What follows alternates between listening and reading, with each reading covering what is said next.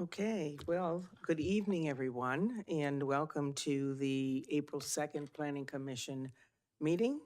All members are present, and I'd like the record to reflect that. And with that said, if you would join me in the Pledge of Allegiance. I pledge allegiance to the flag of the United States of America and to the republic for which it stands, one nation, under God, indivisible, with liberty and justice for all.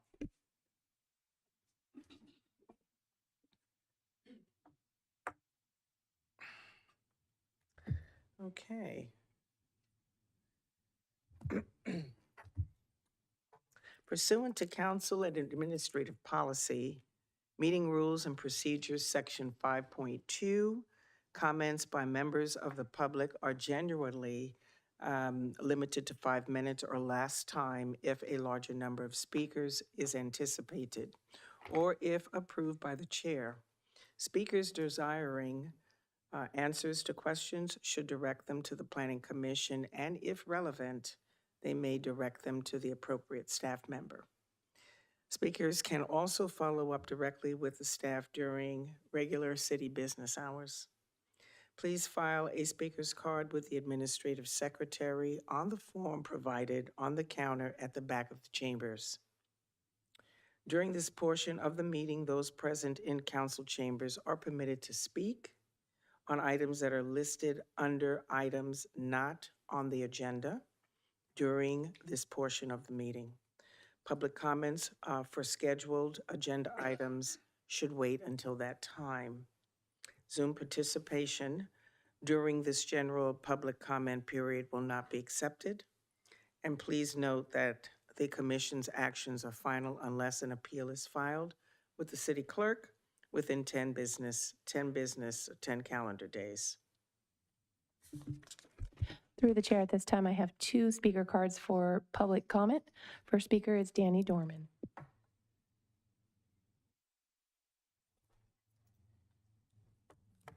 It's always nice to come here because this is the only time I see smiling faces when I'm behind the mic. So, I think everyone knows my feelings towards staff. And when I say staff, I'm not talking about everyone in staff. Those who I am speaking about, they know who they are. I say this tonight for 2 reasons. One, last Tuesday, there was a council meeting on a project that was approved. It was approved because there was no choice. There was no choice because staff did not let the council know what was going on. And I don't know if anyone caught this particular part, but towards the end, someone asked the question, when did there was a period of time where it needed to stop or we needed to do something. And that date was March 7th. The meeting was March, 29th, 30th?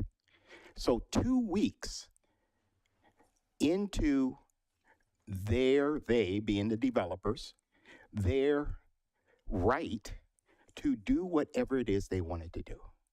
Simply because staff, as far as I can see, did not do what it is they were supposed to do with respect to the best interests of our city and our neighbors. If you haven't seen it, or if you're not aware of it, I urge you to take a look. I know some of you defend staff, and again, I get that. There are some people who are nicer than I'll ever be. But as I said, time and time again, when something gets passed, what should be the regular, what's the word I'm looking for that isn't salty, process, that hurts us. Now, this particular project, I don't even know if planning was involved with it. I really don't. I wasn't, I'm really getting challenged being the planning council and council intern doing the work to see what staff is or is not doing. So I didn't go into detail as I normally do. And I don't know what the answer is. I really don't. I hope in your wisdom, you'll find something to hold staff accountable for the simple stuff that you need to make a decision. The second has to do with the traffic engineer, which I believe may be speaking tonight, but I'm not sure. Now, I'm an animated guy.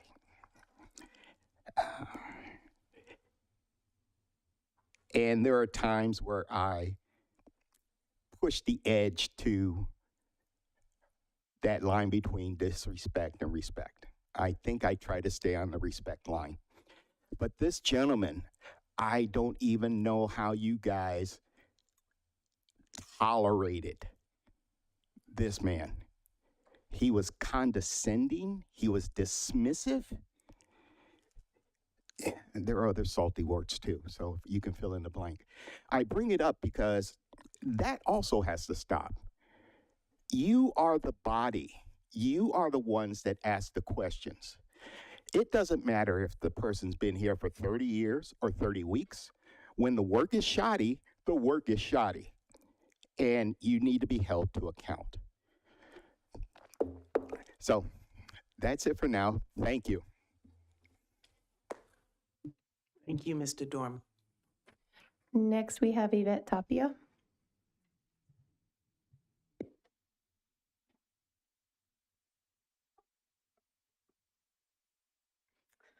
Hello.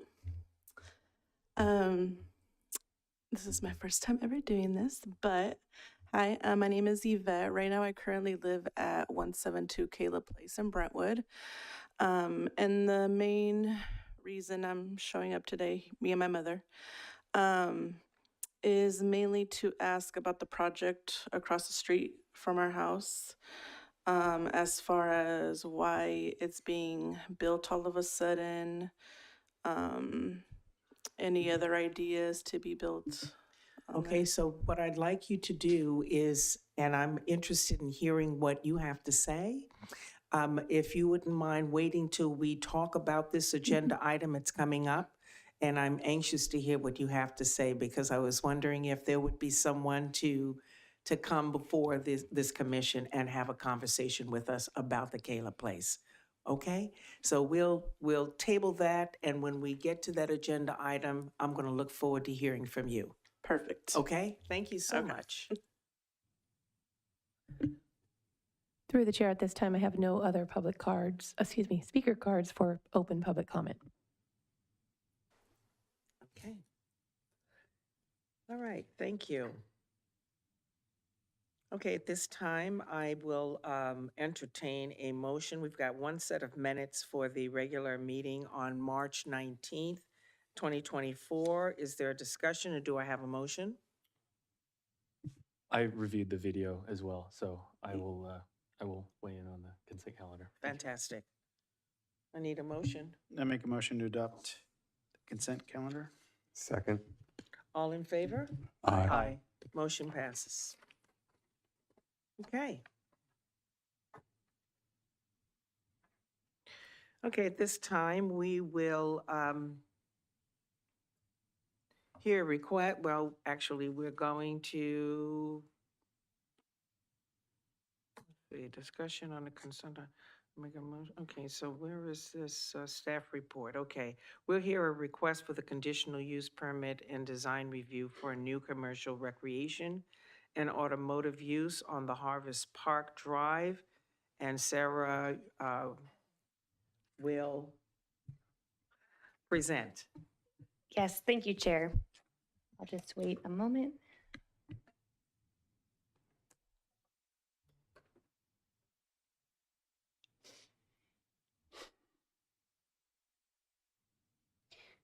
All right, good evening, Planning Commission. Before you tonight is a design review application for a new 27,173 square foot shell commercial building associated site improvements, as well as a conditional use permit to allow for indoor commercial recreation and automotive service uses within the building. The proposed project is located on 2 vacant parcels at 535 and 575 Harvest Park Drive, which is within the Harvest Park Business Center and adjacent to the bowling alley. The parcels are located within Subarea A of the PD12 zoning district, which is intended for general commercial uses consistent with the general commercial designation of the general plan. This designation allows for a variety of mixed commercial uses and service type businesses to serve the specific area, as well as specifically intended to provide for uses that cater to the automotive use. Okay, as you can see here on the screen and explained in the staff report in detail, the proposed project will be consistent with the planned development subarea A development standards as seen here. This is in regards to building height, setbacks, lot coverage, those requirements. The 2-story, 27,173 square foot building is located roughly in the middle of the site. The majority of the square footage of the building is located on the first floor with an approximately 6,930 square foot mezzanine on the second floor. There is a large 20-foot landscape strip along Harvest Park Drive, which is required by the zoning district. The site is accessed via 2 driveways on Harvest Park Drive. Parking is proposed along the rear and side property lines, with some parking adjacent to the building along the front and along the west side. An 8-foot tall masonry wall, as well as an approximately 8-foot wide landscape buffer and large cypress trees are proposed along the rear property line as a zone wall between the commercial and residential properties. The building design portrays a modern contemporary style of straight lines, monochromatic color schemes, flat roofs, cement plaster siding. The building incorporates a 2-foot cornice element and has a varied height of 4 feet 3 inches to provide visual interest. The building facade is broken up by projections of different depths that occur at the changes of the colors and materials of the building. This design incorporates projecting side trellises and an increase in the wall height. In addition to the design review application, the applicant seeks general approval for 2 conditionally permitted uses called out in the PD12 subarea A. As you know, conditionally permitted uses are those that by their nature require special consideration due to their operational characteristics. At this time, the applicant does not have specific tenants identified, but seeks general approval for the CUP for automotive uses and for commercial recreation uses to help facilitate securing tenants and meeting the needs of the business community. Operationally, the CUP for the use would restrict to be indoor only, and the roll-up doors would remain closed during operational hours. The hours of operation would be Monday through Saturday, 8 a.m. to 7 p.m. for the automotive use, and automotive uses cannot occupy more than 16,303 square feet, which is roughly 60% of the building at any one time. Similarly, the requests for indoor commercial recreation uses would also be restricted to indoors only, and the roll-up doors to remain closed. Their hours of operation are proposed at 7 a.m. to 9 p.m., 7 days a week, and then again, they cannot occupy greater than 16,303 square feet, again, which is a 60% maximum. Commercial recreation uses could also exist together with automotive uses, except that at no time, as mentioned, would either use be able to occupy more than 16,303 square feet, again, 60% of the building. This allows for flexibility for the potential tenants. Examples of potential square footage breakdown were provided in the staff report and also here for you on the screen. This is showing just an example how it could be broken down with like 60% automotive services, 40 commercial recreation. Alternatively, there could be like 20% automotive uses, 30% commercial recreation, and then 50 permitted by right uses, all totaling up to 100% of the building occupancy. This leads to our parking discussion now. So the proposed project includes a total of 107 parking spaces. Typically, commercial shell buildings without known tenants would be parked at the general office and commercial ratio of 1 space per 200 square feet for the size of the building, which would require 136 parking spaces. However, as mentioned earlier, the applicant is requesting the CUP for 2 specific uses, one of which actually has a specific parking ratio called out in our municipal code, which is 5 spaces plus 5 spaces for each service bay. So again, that's 5 spaces, flat rate, and then 5 per service bay on top of that.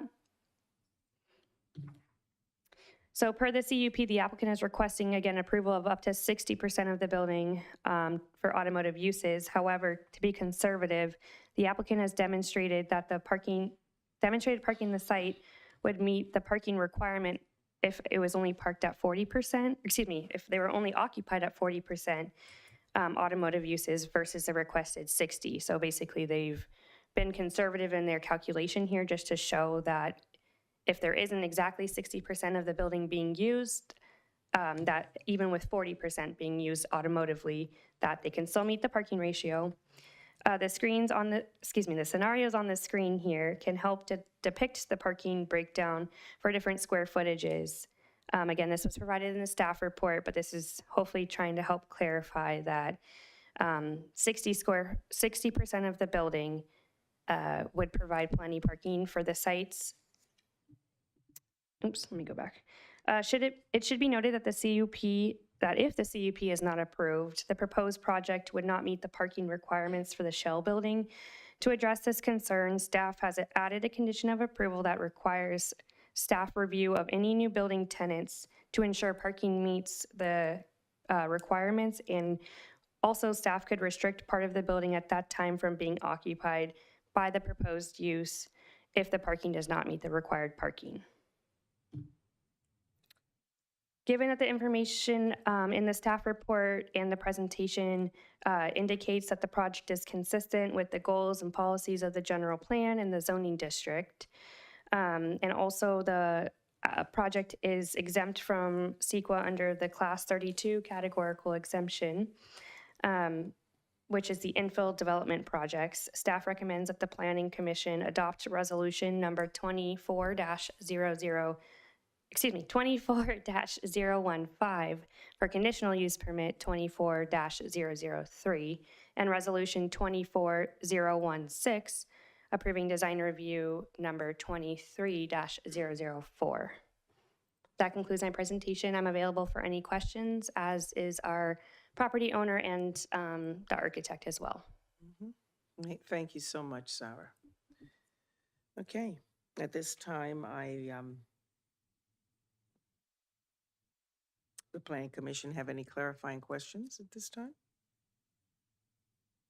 Okay, Commissioner Sparling? Sarah, can you pull up the rear view of the building? So this is This may end up being a question for the applicant, I'm not sure, but it's... This is actually the front of it, so if you want me Yep. to pull up the rear, I would have to exit out of here, but I can do that if Yeah. you need. Okay. Yep. Give me 1 second. April, do you mind just, thank you.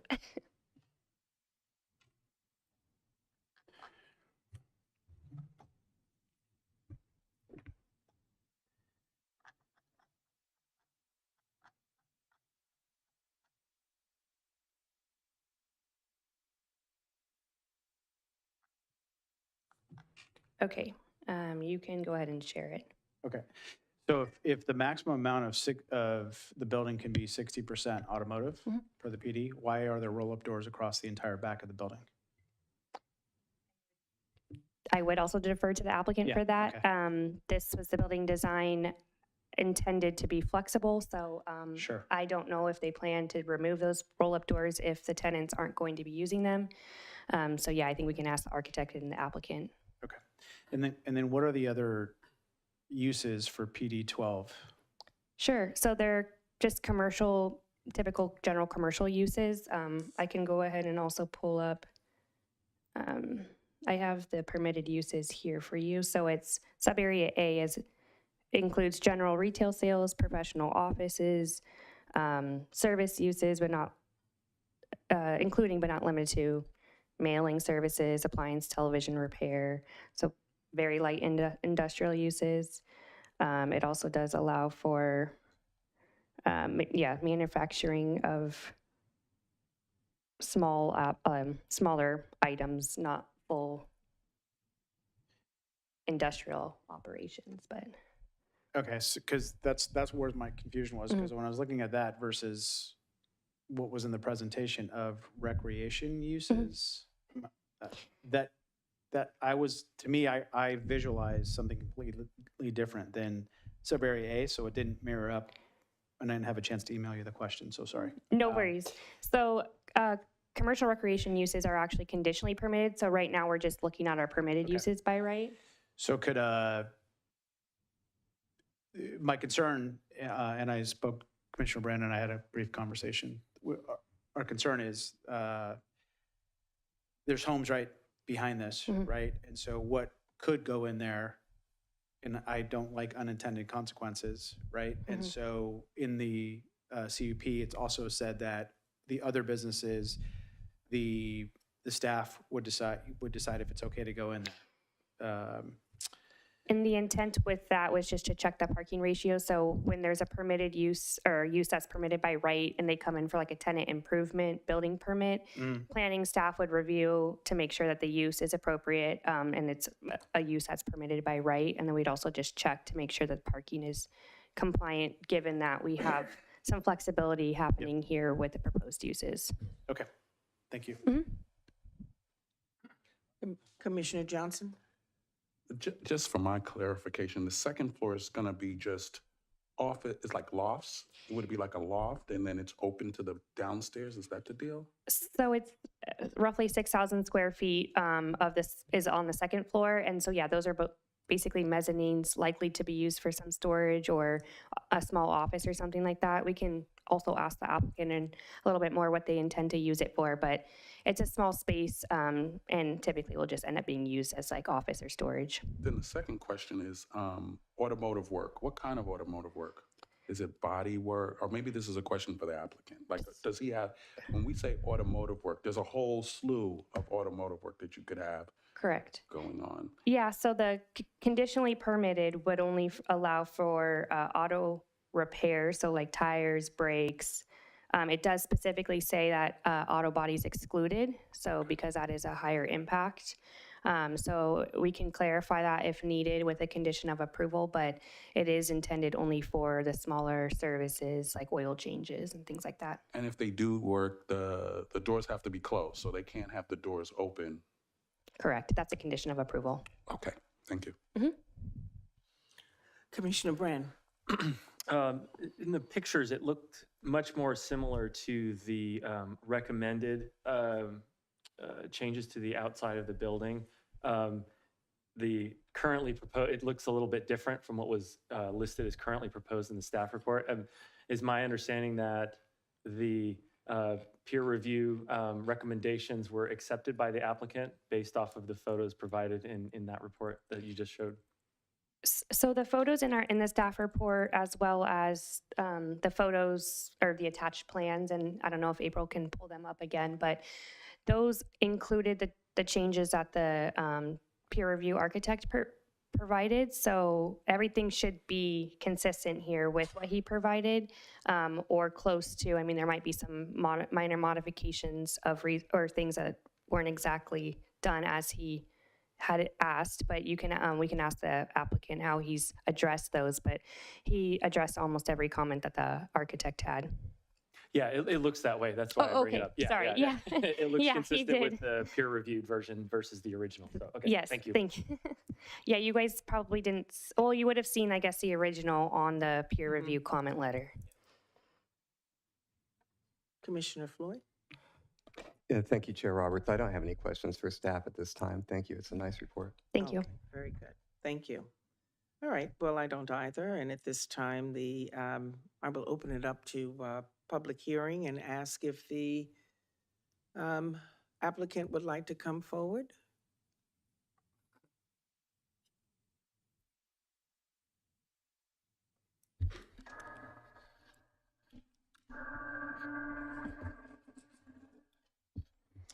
Good evening, Chairperson Roberts and Commissioners. My name is Lance Cornell, Principal Architect with SDG Architects, here to give thanks to Sarah for her great work on putting the staff report together and working with us on another application, another commercial building for the city of Brentwood, and here to answer any questions you guys may have. Very good. All right. Commissioner Johnson, would you like to ask him your question that related to auto? Yes.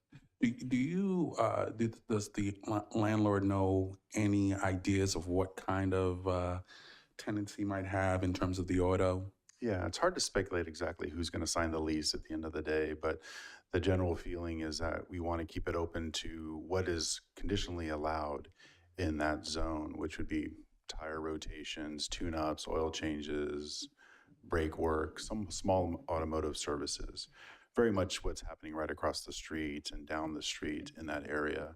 Just for my edification, Yeah. when the doors are closed and you're doing, let's say, a brake job, Yep. was there any sound measurements in terms of like how loud it can get if they're doing brakes or, using the impact drills?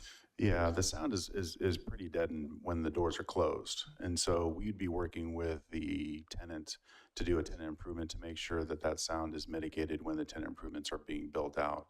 The idea is that, as Sarah mentioned in her conditions of approval, the doors would be closed during operating hours to minimize any noise pollution that would be coming out of that location. We're very sensitive to where it is in the neighborhood, and we want to make sure that we're good neighbors in doing that. So your opinion would be that the sound coming from the repairing cars and that sort of stuff would be minimal? It'd be minimal, yes. Thank you. Yep. And then Commissioner to Sparling? Commissioner Sparling's question, I know you had a question about the rear elevations. You're absolutely right. It's intended to be a flex space, so we're showing all iterations of where the roll-up doors would go. If there were no roll-up doors for that tenant improvement, we would not have those as operable doors. They would either be totally built out as a wall or made to look like the facade without the roll-up door. Yeah, I'm not so much concerned about whether it's closed off or closed. I'm sure it'll be they're not going to use it one way or the other. It was more just why have so many, but because only 60% can be taken up, right? So to me, wouldn't make a lot of economical sense to build the doors and then cover them. So 100%. Okay, I think that's all the questions for Thank you. now, but I know you have plenty of, in case we get public comments, you'll have time to. Sure. Yep, thank you. Commissioner Flohr?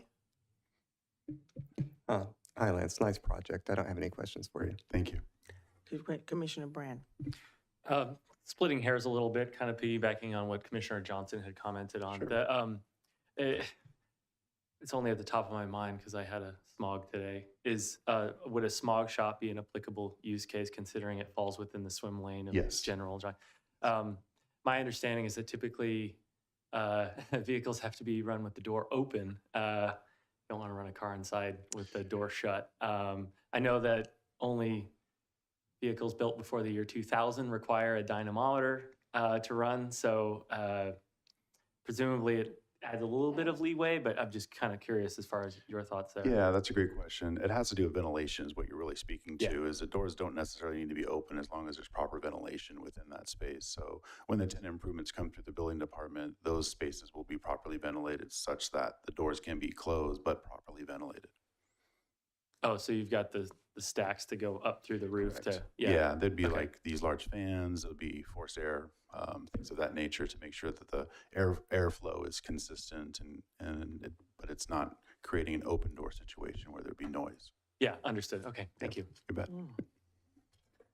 Okay, and for myself, so you have a vision, or is the vision going to come to fruition as the leases come before you? Do you have a vision about how all this is going to come together? Are we looking at hard. a strip mall? Are Yeah, we it's hard looking to- at I'd like to hear your It's vision. hard to say, It's yeah. hard to I mean, say. we're very excited about it because we do need more commercial space and we need smaller, more itemized commercial spaces We within do. the city of Brentwood. And so what we want to do is just create a big enough platform so that we can be open to business owners who want to do business in Brentwood and have a place for them. So we want to be flexible enough to have the second story office spaces and, you know, contractor spaces, accounting offices, things of that nature, but also be open to have automotive use or recreational use or some sort of, you know, combination thereof. And so we want to make sure that this space is one, enticing for people to come and open up Sure. shop in the city of Brentwood, and also give them, you know, a nice building to operate in. No, I appreciate it. I also appreciate the idea that there might be some economic development that's tied to this large space. It's a pretty large space. Yeah, Ricardo has been really, and I know he's not here tonight, but I do want to give him credit for working with us to kind of shape some of the uses and working with planning to help kind of customize this combination of uses based on what he's seeing from the economic development side. So it's been a great process working with the city. Okay, well, I thank you for that. And I know you'll be standing by. Yeah. Okay, thank you. Thank you. Okay, at this time, I would like the public is permitted to address the Planning Commission. Remarks are limited to 5 minutes per person, except for the applicant. And we have spoken to him, and I'm sure we'll speak with him again. So at this time, I'll yield to Ms. April. Through the chair, thank you. We have 2 speakers in person and 1 hand raised in Zoom. So for those that want to speak in Zoom, please start to raise your hands. We'll start with Matt Hager in person.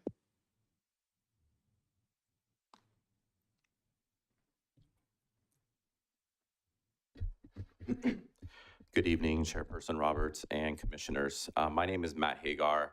I am a commercial real estate broker here within the city, and I'm also a 4th generation Brentwood resident. So I feel I'm uniquely kind of qualified to comment on this project. I also have dozens of commercial real estate signs across the city. And so with that, I field phone calls on a daily basis for all sorts of businesses looking for space. And I just want to kind of testify to the demand for the 2 uses that are presented with the recreational use and the automotive. There is essentially 0 space available in the whole city for either of these. I have an automotive building for sale right now, so it's fully leased, so there's no room for anyone to occupy. And all of my phone calls have been from tenants trying to find a space. And so I get these calls all the time, the recreational side as well. I have actively right now, I have basketball gyms, volleyball gyms, batting cages, things like that. Things for our families, for youth to go and play sports and be active. And there's just very few opportunities for them to do so. So again, I just wanted to comment kind of on my unique perspective and just testify that there is no space for this sort of thing, and it's greatly needed. There's a lot of businesses that want to be in this city and cannot do so because there's just no room for them. So thank you. Thank you. Thank you. Thank you. Next, we have Danny Dorman.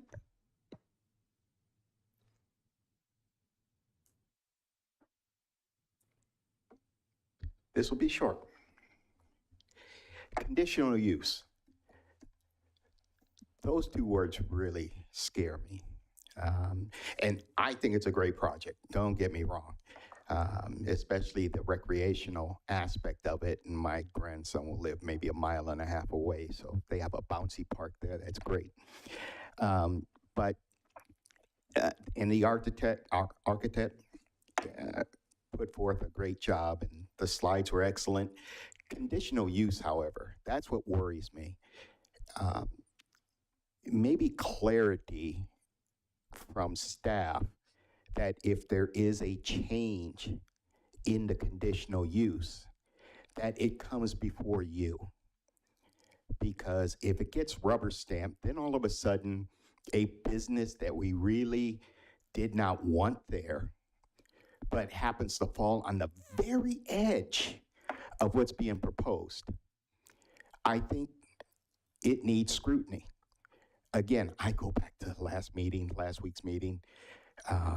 I'm really resident when it comes to not having you actively involved. So Whether that is the owner that can give definitive examples of what would be an acceptable conditional use or unacceptable, or if you can, that would be great, and have it in writing. And then the sound. And again, this goes back to conditional use. We've had this dance a couple of times already.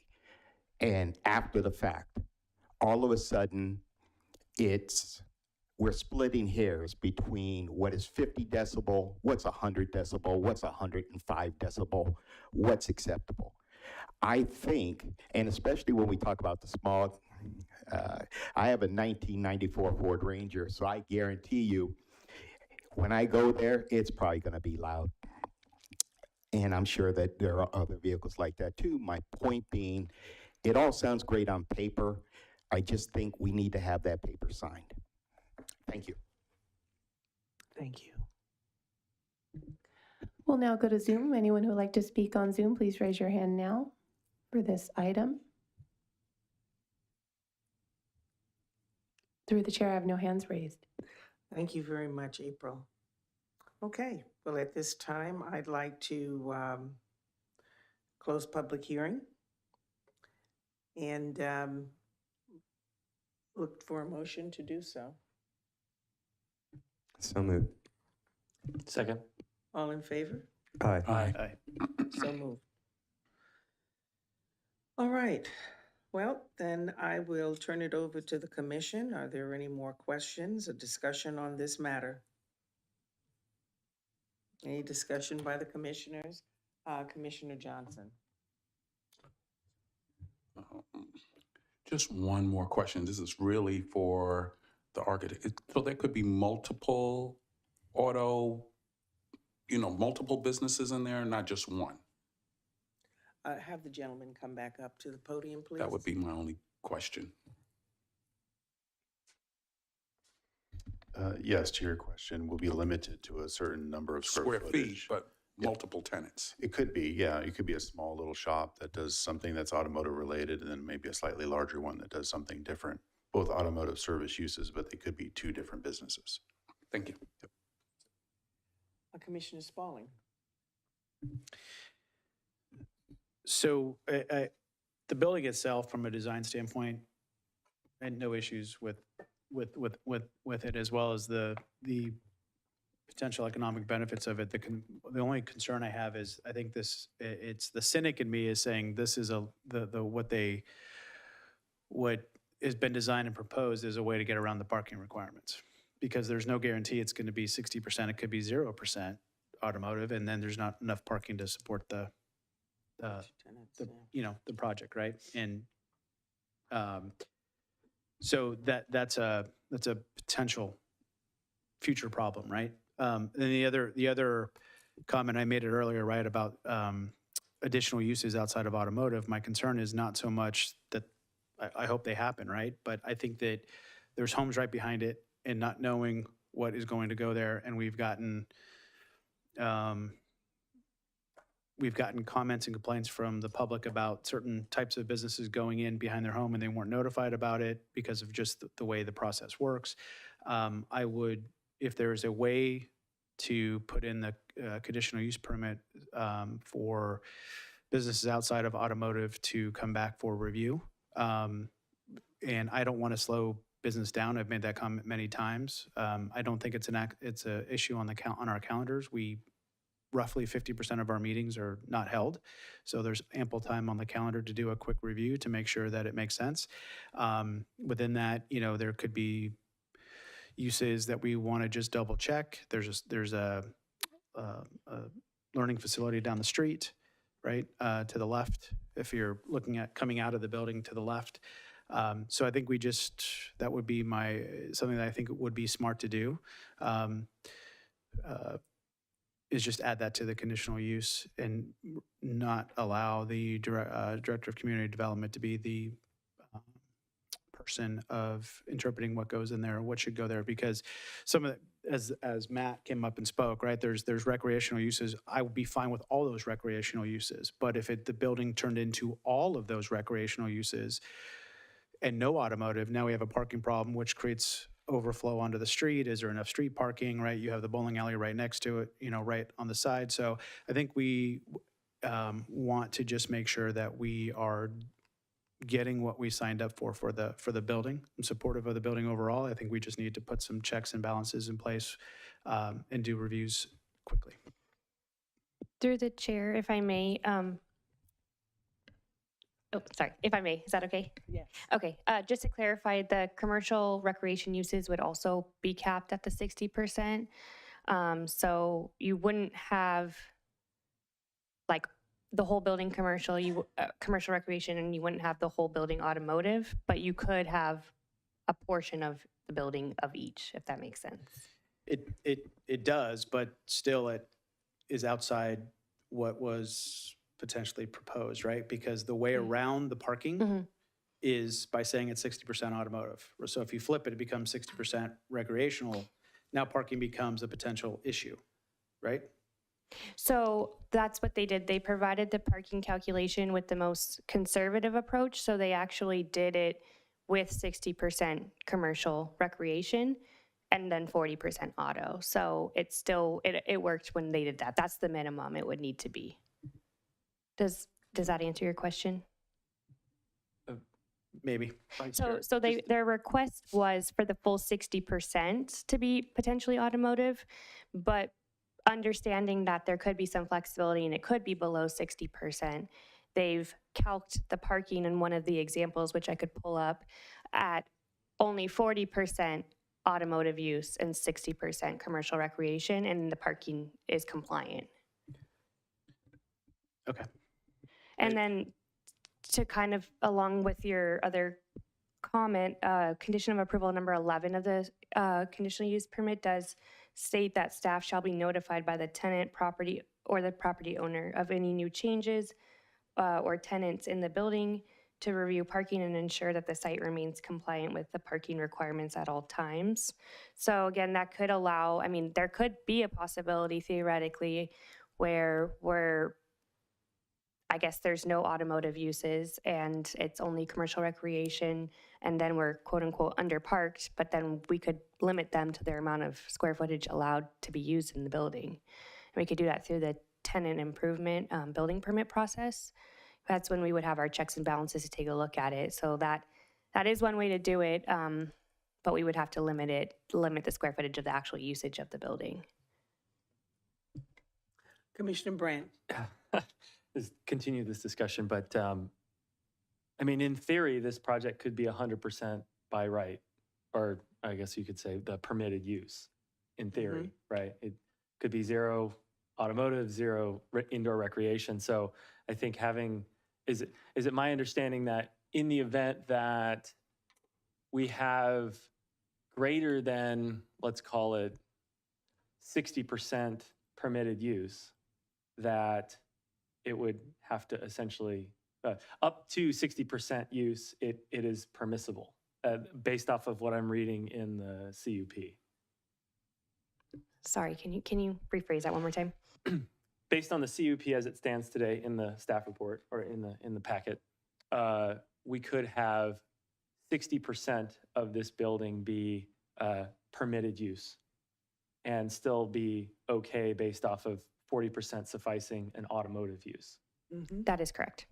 Okay, so that I think kind of segues to what Vice Chair Sparling was describing as far as concerns, as far as, because the permitted uses are pretty broad. I mean, hotel is one, parts and accessory store, home improvement center. I mean, probably a bit branched there, but restaurants, which, not terrible, but also like very different from what was being presented. And so I'm not sure if there's another stipulation to indicate maybe a lower bar for that returning to the commission, like a 20%, something like that, so that there's a bit more of an informational oversight, what have you, in that regard. So that's where my mind goes with this, at least. But I'm open to discussion for sure. Commissioner Floyd. Sure. I'm looking at the conditions of approval on the CUP. Condition number 2 states the proposed project shall be operated, and there's a shall in there, in substantial conformance with the project description, unless otherwise amended by the Planning Commission or the conditions of approval contained herein. Minor changes to plans and operation may be allowed, subject to the approval of a community development director, if found to be in substantial conformance.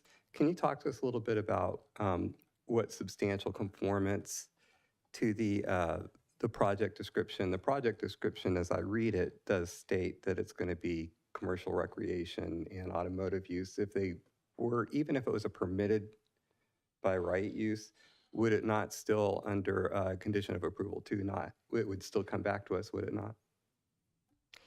So we wouldn't be able to come back to the Planning Commission for permitted uses by right, because we would go off of our uses that are permitted per the zoning district, the Plan Development 12 Subarea A. So if it's a permitted use, we would go off those uses and we wouldn't be able to bring it back. As far as substantially conforming, I know that there's been concerns over that in the past. We would look at the conditionally permitted uses for auto services to determine if that was compliant. So like you said, we would have things like our tire repair, smog shop, like the minor things that you're not leaving a car overnight for, typically done within a couple hours. Those are your automotive services. And it's the conditionally permitted uses specifically says that auto body uses are not permitted. So that would be, I mean, we would look into those requirements and see how the use is proposed. We usually require they submit like a project description of how or business operation of how the new business is gonna run, so that we can make our determination based off of that. But we would go off of the conditionally permitted uses that are allowed as auto services. Sure. And the reason we have a conditional use permit for this project is because the uses that are foreseen here are specified in PD 12 as requiring a conditional use permit. But the other ones in the prior section, all of those are permitted by right. So then the conditional use permit falls away. But then we have the protections of the parking standards that exist. So they couldn't build it with 107 parking spaces and then put in some other use that wasn't automotive and just be allowed to slide with that. You would have a mechanism to go back and make sure they had the correct number of parking spaces if it was a permitted unit by right use. So part of our planning review during the by right use process, if it comes in for a building permit, which is a tenant improvement permit, we would verify the use and then parking, that there's sufficient parking on the site. So that requires us going back to old conditions of approval to make sure there's no stipulations that say, explain how the parking was done. So we would do that through our tenant improvement building permit review. I guess theoretically there's a potential that if there's no tenant improvement needed that we wouldn't necessarily know, but that condition of approval is requiring the tenant and or property owner to notify the city of any new uses going in, so then we can have that availability. Okay, but we do have the protection of the municipal code when a by right project goes in. Just when you approve something administerially, you check all the boxes, right? Correct. So, I mean, typically if like a standard strip center is built, there's the general commercial parking ratio that's what it would be parked at, encompassing whatever types of uses that are permitted that may come in. In this case, we would look at these conditions of approval, realize there was a CUP that was processed to allow for the reduction in parking and the different uses. So we would have to refer to that and make sure we are still compliant with our parking requirements. All right, I'm satisfied with that. Thank you. Mm-hmm. Okay, well, I'd like you to look at number 14, and I'd like to see, I'm looking to council for some guidance here.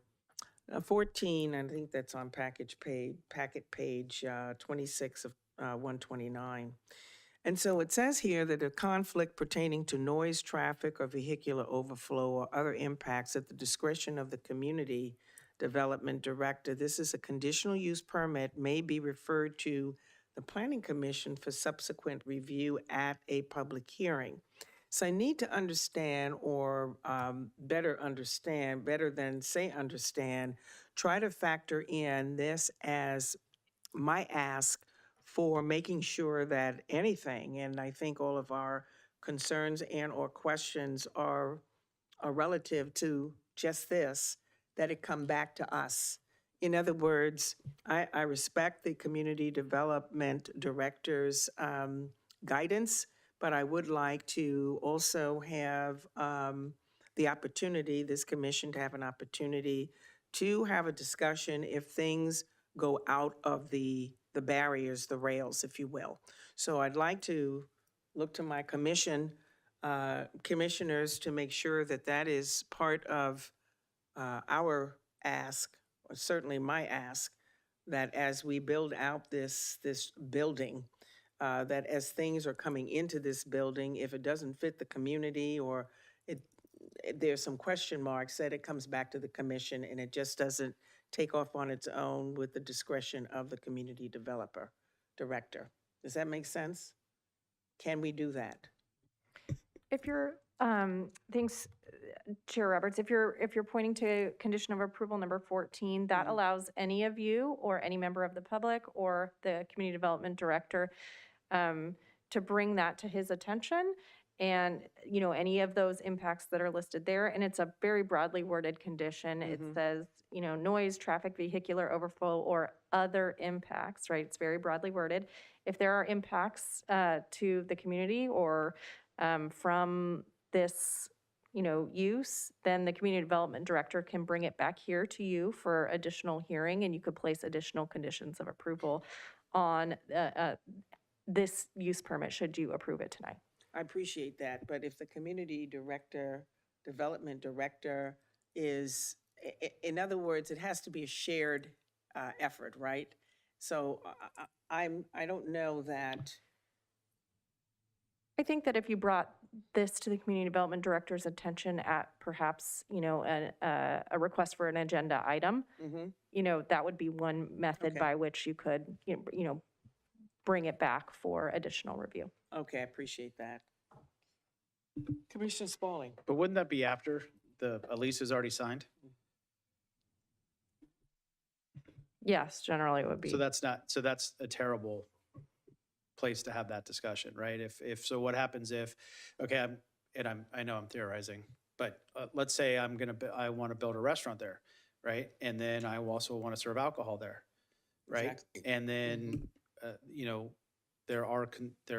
the city council rejected an ABC permit for a restaurant because it was near a daycare or a learning center, I should call it, right? This year. Doesn't matter whether I agree with that decision or not, that was what was done. There's a daycare, there's a learning facility down right off, you know, kitty corner to this place.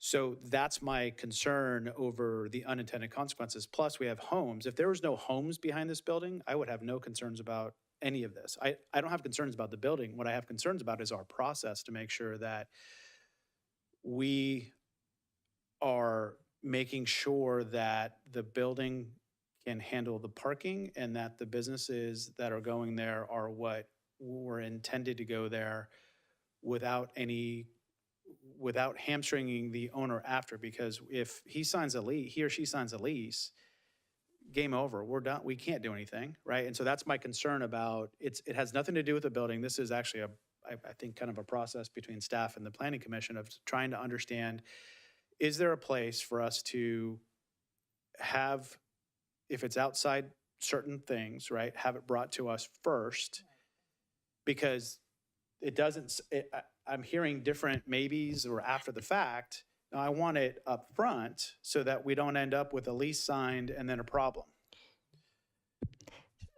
If I may, so the only two conditionally permitted types of uses that we're allowing are these indoor commercial recreation, which is similar to an indoor batting cage, a gymnastics, dance studio. I'm blanking on things right now, but those types of learning and instructional facilities, and then the automotive uses. So we aren't looking or considering any uses that are outside of the auto repair or we're not looking at all of our conditionally permitted uses as like a blanket conditional use permit right now. We're just allowing for potentially those two conditionally permitted types of uses. Does that clarify? Just want to clarify for my sake here. Suppose they didn't want a conditional use permit and it was that they just wanted to use for the existing permitted right.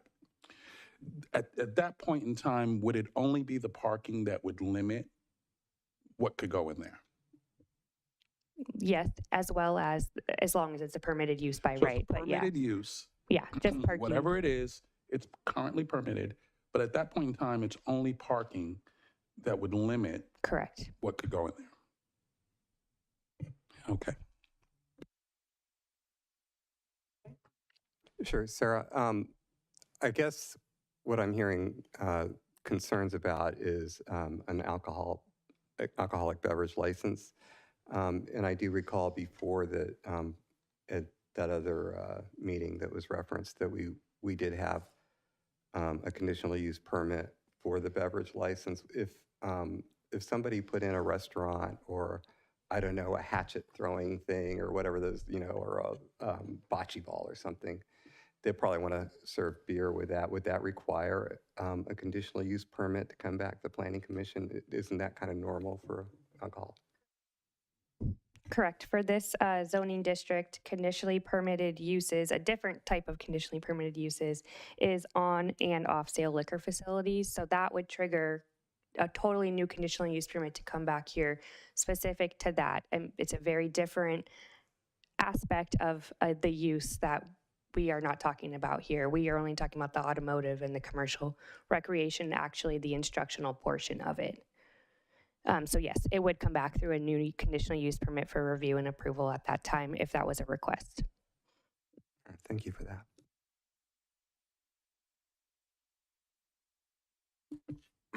Commissioner Brand? So the guardrails here, I'm just trying to be as clear as I can here. The main gate is 40% automotive. That's what unlocks the parking. That's what unlocks, well, basically the parking, right? That's the main. Presumably, if that were to be, exceeded, then the equation basically breaks. At least the way that we see it here today. So I guess would we need a supplemental review in the event that, actually I should say it. We would need a supplemental review in the event that permitted use exceeded 60%. That permitted uses exceeded 60% without automotive. Is that what you're asking? As long as automotive. There's no automotive permitted use, right? So if it's anything over 60%, right? 7 out of 11 buildings, yes. right? Mm-hmm. It would have to, once you get to then 7. we would have to limit their square footage for the allowed usage of the building because they wouldn't have the square footage for the proposed use, or they wouldn't have the parking, for the proposed use. Correct me if I'm wrong, Christy, but we may be able to add a condition of approval that states that they are required to have at least a minimum of 40% automotive uses in that building.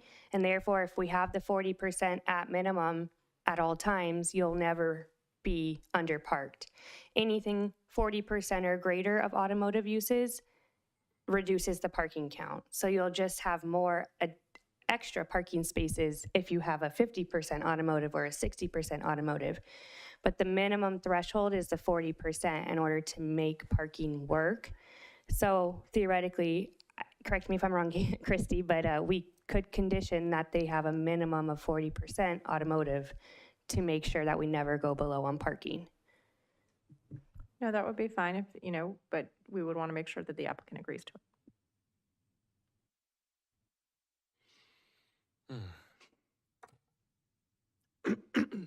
Okay, well, at this time, are there any more questions? Have any questions, last minute questions for the applicant, or are we ready to move on this? Okay, Commissioner Brand? So I mean, as far as that additional stipulation, ideally, this would be something that we could include as a part of the CUP. I'm not sure if there's any additional discussion, fellow commissioners. No, I agree that that's what I brought up. I brought that up because I do want to see an additional stipulation just to enhance some guardrails on this. It's a very big space, and I do believe that there's a lot of good that's going to come out of it, but we would be remiss to not have some guardrails around some of this. So that being said, I would like to see a stipulation on if we're going to go the parking route, that's fine with me, but I certainly would like for it to come back to the commission in the event that things should go outside of the rails. One more question. So there was an example 4, I think it's on page 14. It says 20% automotive service, 30% indoor commercial recreation, 50% permitted bike. So if we did the 40% automotive, that example would no longer be feasible. Correct? Page 14 of the 129 page. So that was a potential breakdown of the types of how the uses could be broken down. I guess now thinking about that, I probably shouldn't have put that that breakdown in there. I was trying to give ideas of how it could be broken up very differently, but you're correct. That would not work, and I should not have put that in there. I apologize. Just checking. Thank you. Commissioner Flohr? I'm just waiting to hear if there's any additional language. I'm looking for additional language. I don't have a problem with the 40% minimum of the automotive, which would kind of lock in the parking situation.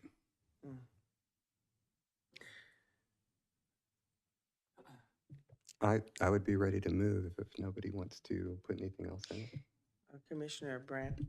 Just for the applicant, I just want to say it's great to see opportunities for indoor recreation within the city of Brentwood because everyone's kids need something to do in the summer when it's really hot, and indoor is great. So I just want to express my appreciation there. Okay. Through the chair, you may want to ask the applicant if he's comfortable with that condition, if that's something that you want to consider. Okay, well, if the applicant could come back up to the podium, that would be great.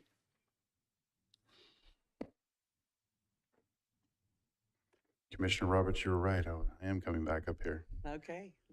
We would not be in favor of a 40% minimum for the automotive use. I think it's antithetical to what we're trying to do about creating flexibility within the space.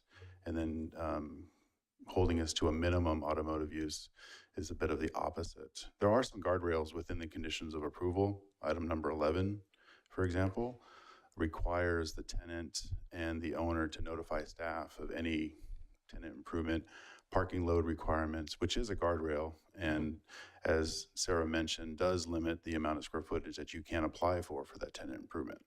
So those are conversations we have, especially as an architect working with the planning and the building departments to see how many square feet we can get and what the parking load can do. So that guardrail is pretty much in place on your behalf and on the city's behalf.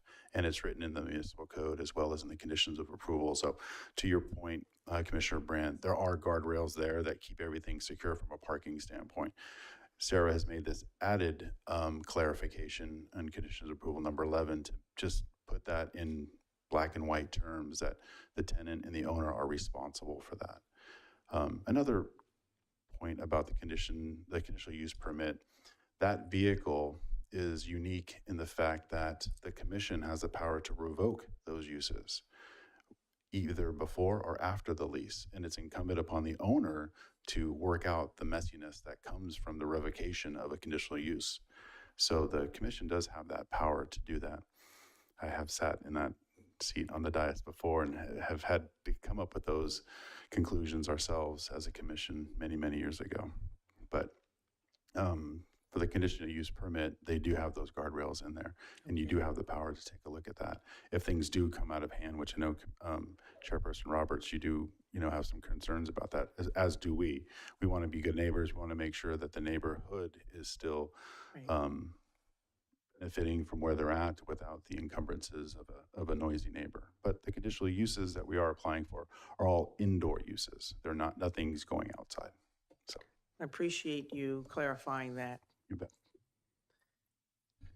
Thank you. Commissioner Brand. I just want to reiterate Vice Chair Sparling's point about we're sort of getting this before the fact, before the leases are signed, before frankly, anything is built. I think about this and I think, well, if we don't get that 40% minimum automotive, does that mean that more parking has to be built, or is there going to be a waiver submission for parking? I don't know how that plays out beyond that point. Yeah, I can give you some clarification on that. We would just be limited to the amount of square footage we can use for that particular space. For example, if it was office use, where it would be limited to whatever available parking spaces were left. And that's the available office space that we could be using for lease. And the city planning department would be the first check on that when we go in for the tenant improvement. And then they would let us know, no, I'm sorry, you can't have 1,500 square feet. You can only have 1,200 square feet because your parking load is beyond what you're doing, because on aggregate, you've already used up X, Y, and Z locations. So that's why the conditional use, the condition of approval number 7 is so important, because it puts everything front and center. All the parking is front and center. And so it's incumbent upon the owner to make sure that they've done the math right. And when they're doing the lease, to make sure that the parking loads are taken into effect and taken into account and communicated clearly with the city beforehand, before leases, so that all of that can be worked out beforehand. So there is no parking issues after the fact. And that's why we're so comfortable with these conditions, because we want the same thing. And when we are leasing up the space, we can give the tenants, the proposed tenants, the same language from the conditions of approval to say, we have to make sure the math works. Understood.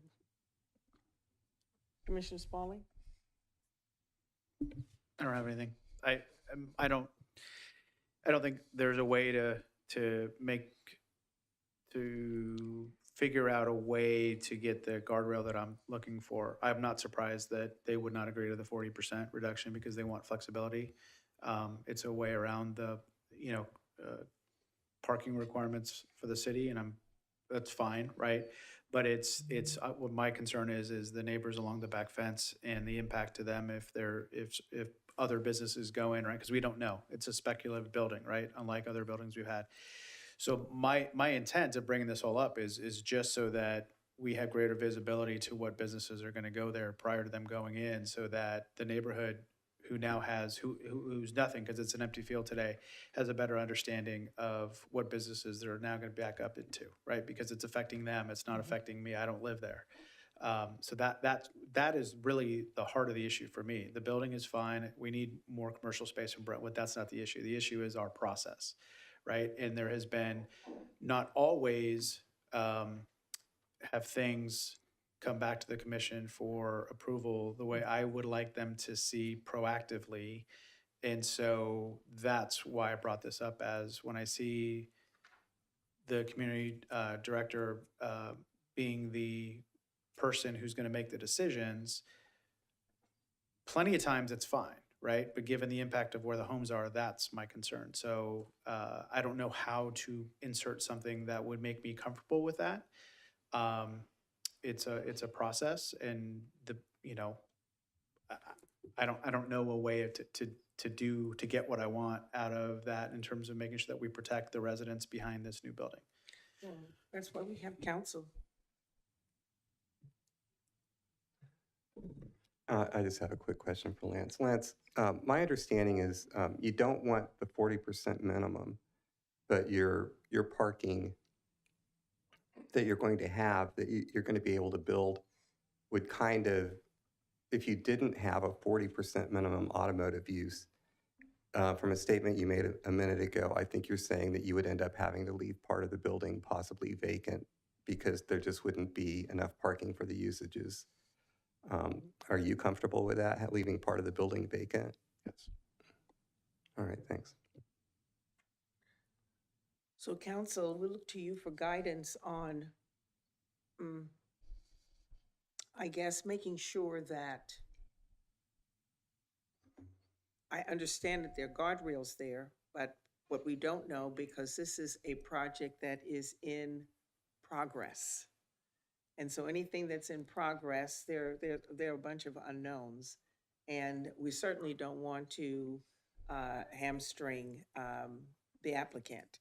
But at the same time, we have an obligation to the whole of the community to make sure that they are out of harm's way when it comes to, I don't know, I would imagine,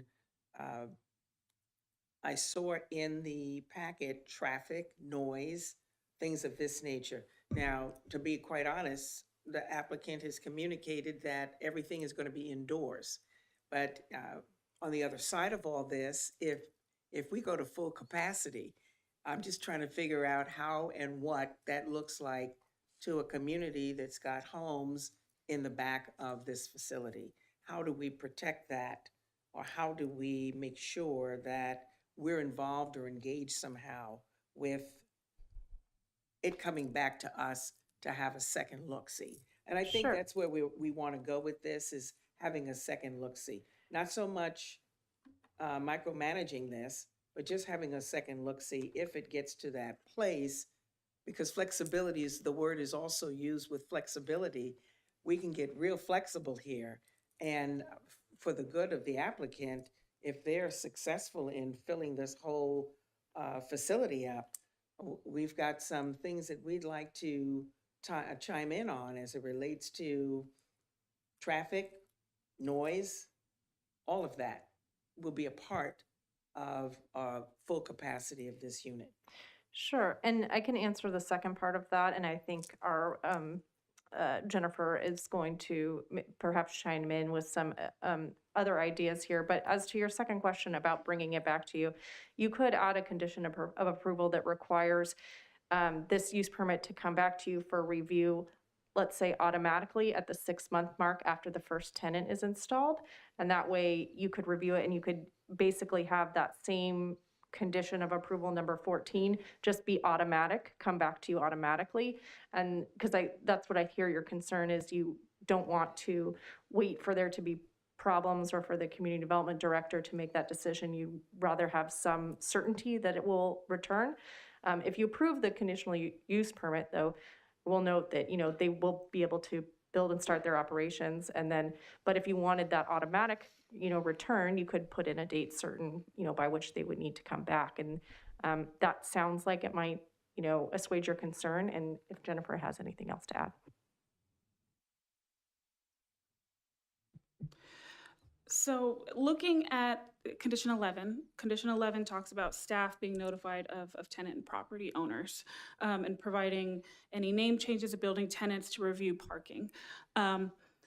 When approving an initial design review, Sarah had indicated that properties come in typically at a parking ratio of 5 parking spaces per 1,000, or 1 parking space for every 200.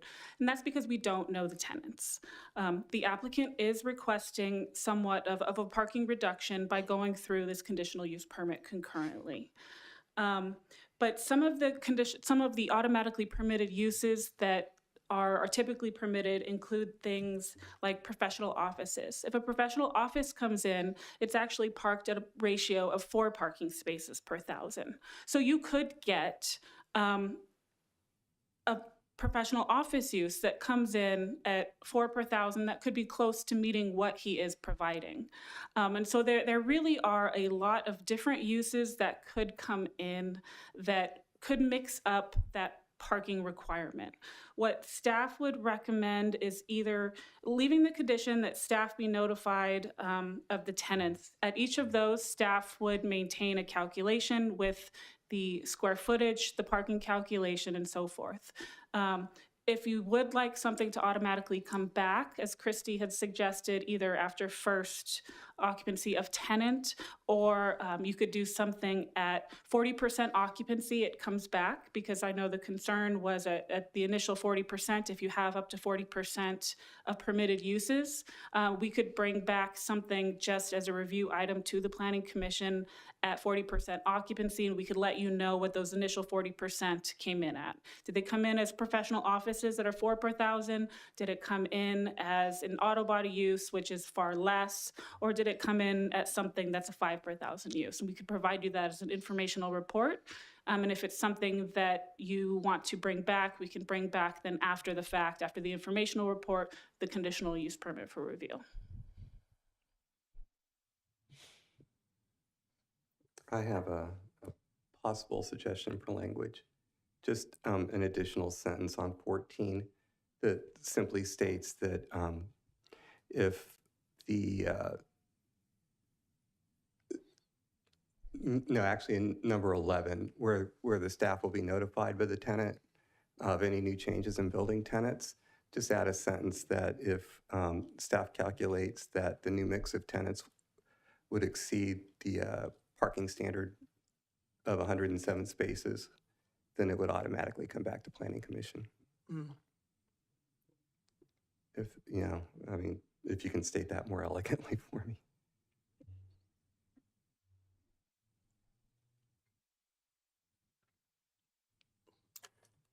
That works for me.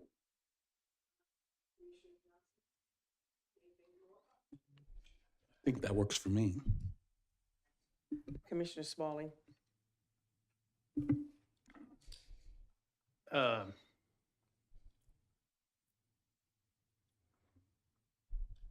mean, that addresses the parking side, but it doesn't address the what ifs of unknowns, right? That in the impact to the homes. Like I said, if this was on Balfour, right, and no homes on either side, we'd be done, from my perspective, 45 minutes ago. It's about the homes that back up. Even though it's supposed to be indoor, there's no noise behind those homes right now, right? Because it's an empty lot. There's going to be noise, right?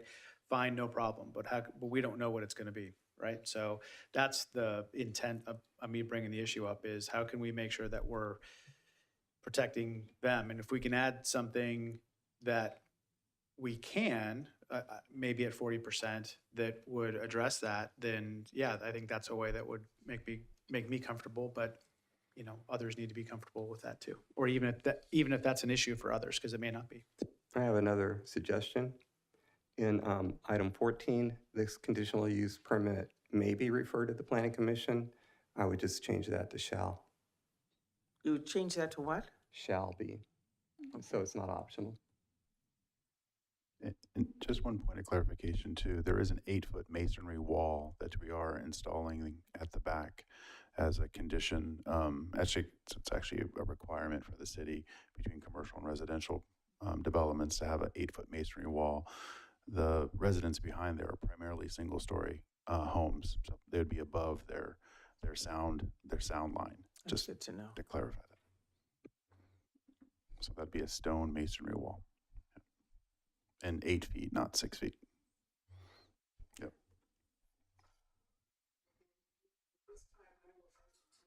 Motion, based on some conditions that I think the council is putting together for us. Do you want to put them up on the screen so we can? Yeah, I should put them up. Just give us 1 second.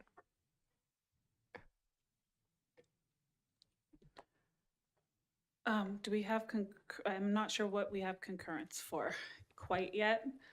So you can share my screen if you'd like. I have some notes too if you need. Oh, let me get back into here.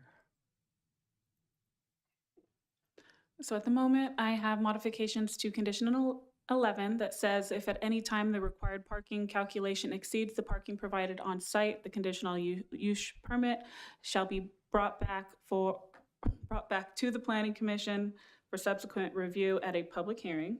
Okay. I'm liking it.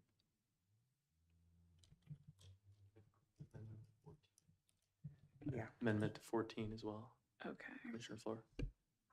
unshare real quick? Let me, I'm good with that. okay, We're waiting on 14. let me. Commissioner Flohr, would you be okay with the amendment to condition 14 saying at the discretion of the planning commission or the community development director? Just because the initial list there is subjective and then you're adding a shall, so it doesn't quite make sense. And the community. Okay, can you put the language back up? She'll do it, yeah. I'm now you not, can I'm not pull it seeing back it, up. so it's hard for me to process what you're saying. I would prefer that we put and the community. Through the chair, can you please speak into your mic so we Oh, I can capture it on apologize. audio? Thank you. I'm sorry. Yeah, I don't like the word or. I think that and would be more inclusive.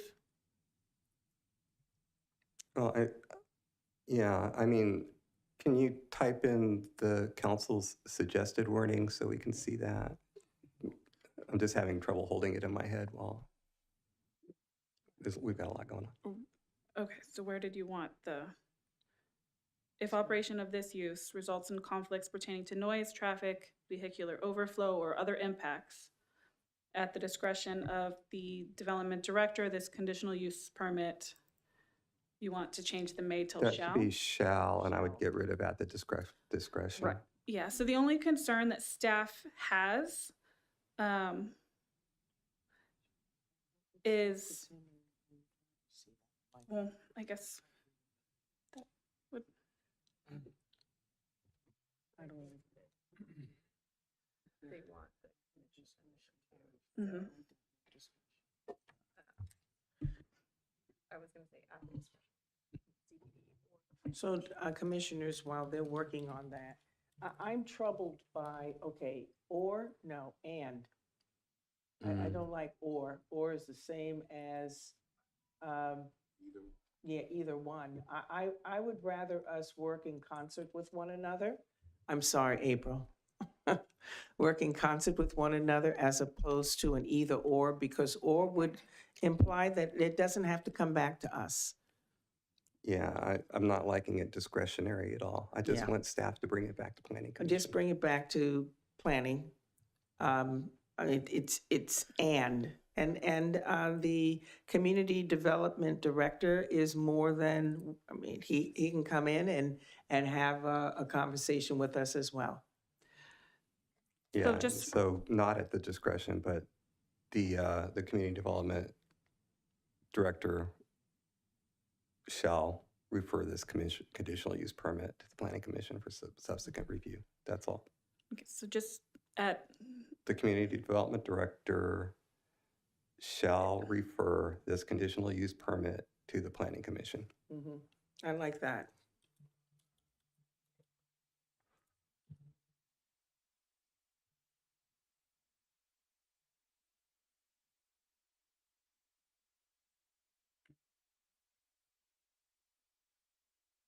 You can take the comma out if you want.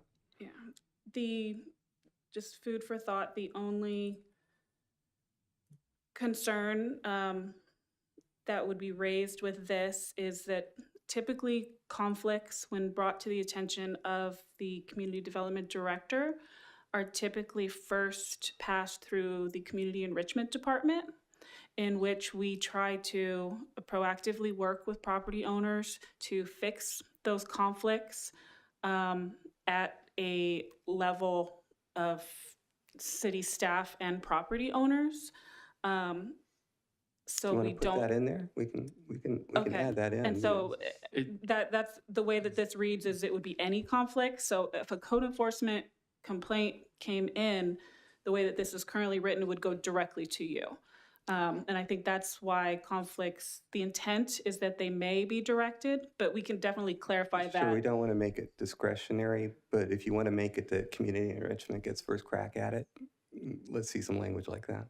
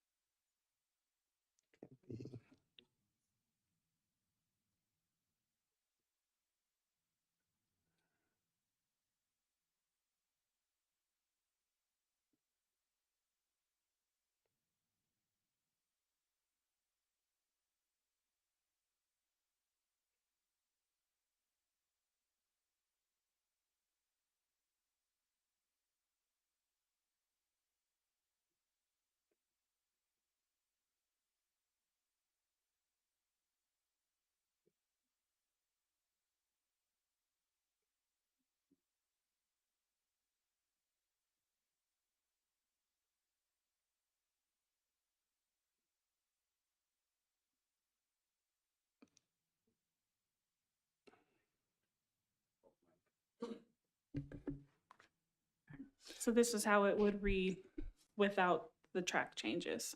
If operation of this use results in conflicts pertaining to noise, traffic, vehicular overflow, or other impacts and can't be corrected through engagement with community enrichment, the Community Development Director shall refer this conditional use permit to the Planning Commission for subsequent review at a public hearing. If necessary, the commission may modify or add conditions of approval to mitigate such impacts or may revoke said conditional use permit.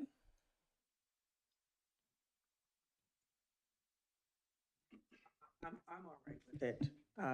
Any further discussion? Now, keep in mind that this is all after the fact, but, you know, we're dealing with unknowns at this point in time, so there's not much we can say regarding this project with unknowns, but I think that we've got a few extra guardrails in the event of, that brings it back to the Planning Commission.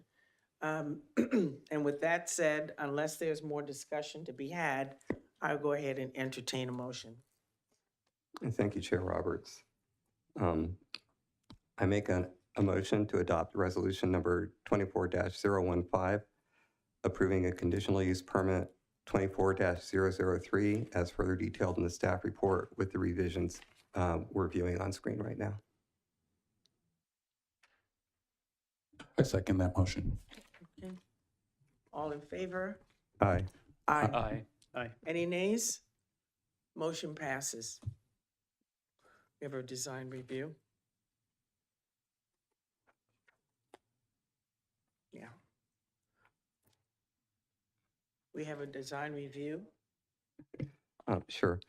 I make a motion to adopt resolution number 24-016, approving a design review 23-004 as further detailed in the staff report. Second. All in favor? Aye. Aye. Aye. Any nays? Motion passes. Congratulations. All the best to you. Okay. That being said, we will now hear requests for variances and design review for the 2 single-family homes on Kayla Place, and Jennifer Hagan will present. You're on, Jennifer. Thank you, Chair and members of the Commission.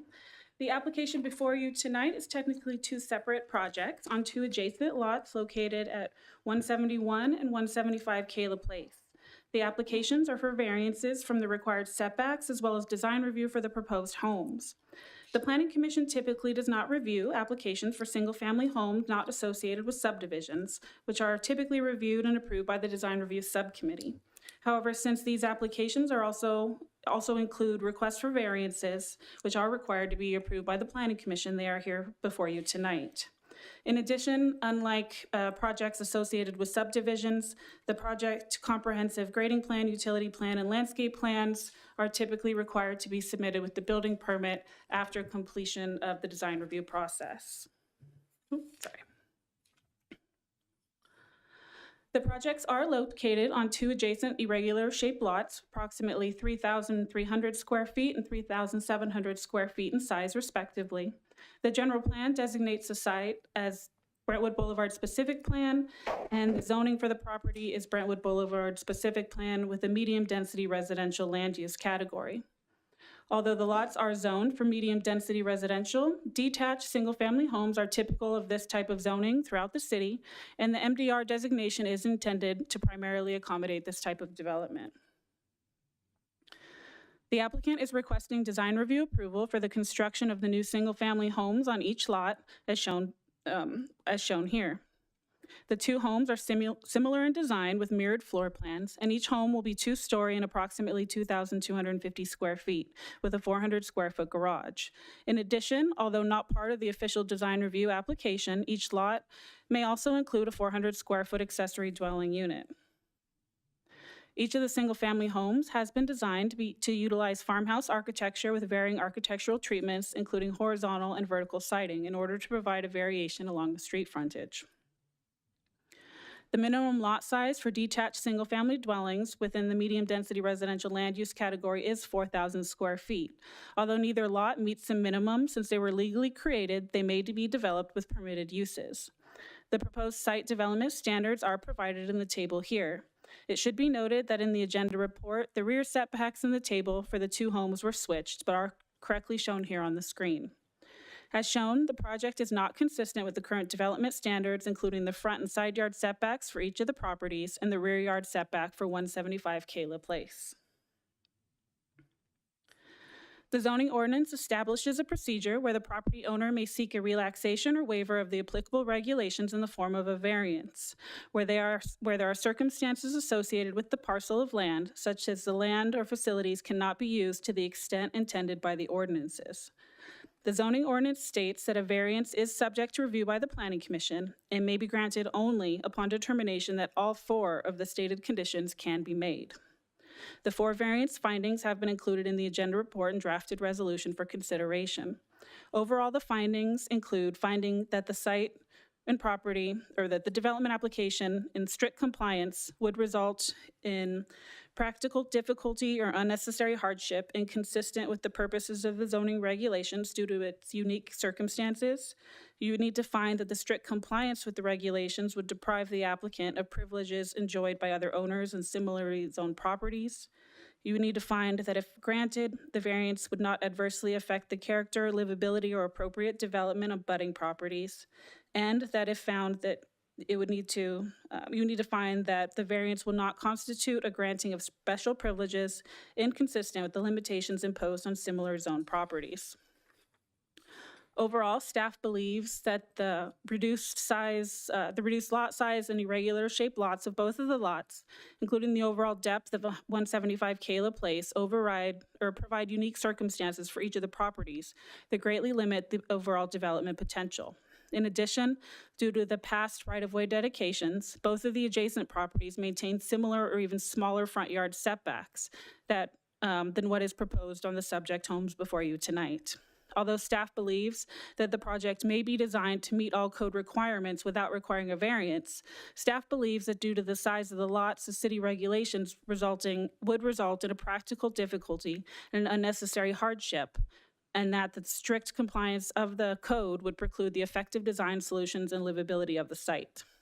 It should be noted that to approve a variance, the commission does not have to find that there are no other options, just that the development standards, if taken at full value, greatly limit the development potential and the findings as stated in the code. Lastly, in 2023, the city adopted interim objective design standards that are applicable to all new single-family homes. Staff has reviewed the design application and consistency, and the proposed application meets all standards except for 1. As a result, the applicant is requesting an exception to this standard. As currently written, the standards require all 4 elevations to contain at least 2 features to provide visual interest through volumetric elements such as building recesses or facade elements such as window boxes. As proposed, all sides contain changes in the elevations, however, not all sides provide volumetric elements meeting this standard. As currently designed, the applicant is attempting to meet the second feature by utilizing volumetric elements in the form of building pop-outs, which are required to project a minimum of 24 inches. One of the examples is shown here, and as proposed, the applicant is requesting deviation from this standard to allow for the 1-foot pop-out instead of 2, based on the irregular shaped lots and the reduced lot sizes. Overall, the city published public hearing notice of this application and mailed notices to all property owners within 300 feet. In addition, the applicant also posted the project site. At the time of tonight's hearing, staff has had no comments or concerns regarding this application. Based on that, staff is recommending that the Planning Commission adopt the attached resolutions 24011 and 24012 for variance and design review applications for 171 Kayla Place, as well as adopt resolutions 24-013 and 24-014 for variance and design review application for 175 Kayla Place. And that concludes staff's report at this time. Staff is available for questions, as well as the applicant is in attendance tonight to also answer questions. Thank you, Ms. Hagan. Okay, at this time, does the Planning Commission have any clarifying questions for staff? Commissioner Sparling. Jennifer, what's the impact? I sent you a question, right? And I always ask the questions I send in. So what's the impact of the ADUs being there? If the ADUs were not there, there would be no need to have a variance. Because you could slide Yeah. both homes in a different direction, and there would be no need for a variance. In the current configuration, you wouldn't be able to move it as currently proposed, but there potentially could be other designs in which they would have to revise the floor plans and so forth if the ADU was not located there, in which they most likely could achieve all setback requirements. Okay. And this is a design review only, This is a design review and variance application. right? So they can build it, so they can build a home there, right? So normally we would, this is more, I know the answer, but I think you know what I'm getting at. Why, this is a different process. Normally we go to design review only, but it's here. Why would we not have a normal public hearing on? Yeah, so design review applications typically do not require public hearing. They're not publicly noticed items, and they are approved at the level of the design review subcommittee. Because the applicant is requesting deviations from the development standards, that does require planning commission discretion. So planning commission does have the discretion on whether to approve or not the requested variances. As I stated, there are 4 specific criteria that the planning commission must find, and the planning commission must be able to find all 4 of those required variance findings in order to approve a variance. And my last question for now would be, what is the impact of, if we were to approve this, on future projects, whether they be single-family home projects like this or tract homes? So variances are typically looked at uniquely on individual case-by-case basis. Some of the specific findings indicate that variances typically, you must be able to find that there are unique physical or topographical circumstances or conditions of design that make this project or site or topography different. Typically in a tract home or tract development, you don't have those individual circumstances because they are actually developing the lots and the shapes of the lots. Since these are already legally defined lots, they are already substandard in size, and they are uniquely shaped, staff does believe that that criteria in this case would be met. But it would not necessarily set a precedent in future unless a lot came in that was this exact same shape, this exact same size, and everything was exactly the same as this circumstances, which in the city today does not exist. So just a follow-up question. So Christy, so a developer couldn't turn around and present 3,500 square foot lots, because we have typically a 4,000 square foot lot, right? To end up squeezing more homes in with all the new bills that are out there. Can this be used, I guess the best way I can put it, against us to justify smaller lots to increase density because of all the current and upcoming bills on housing? Short answer, no.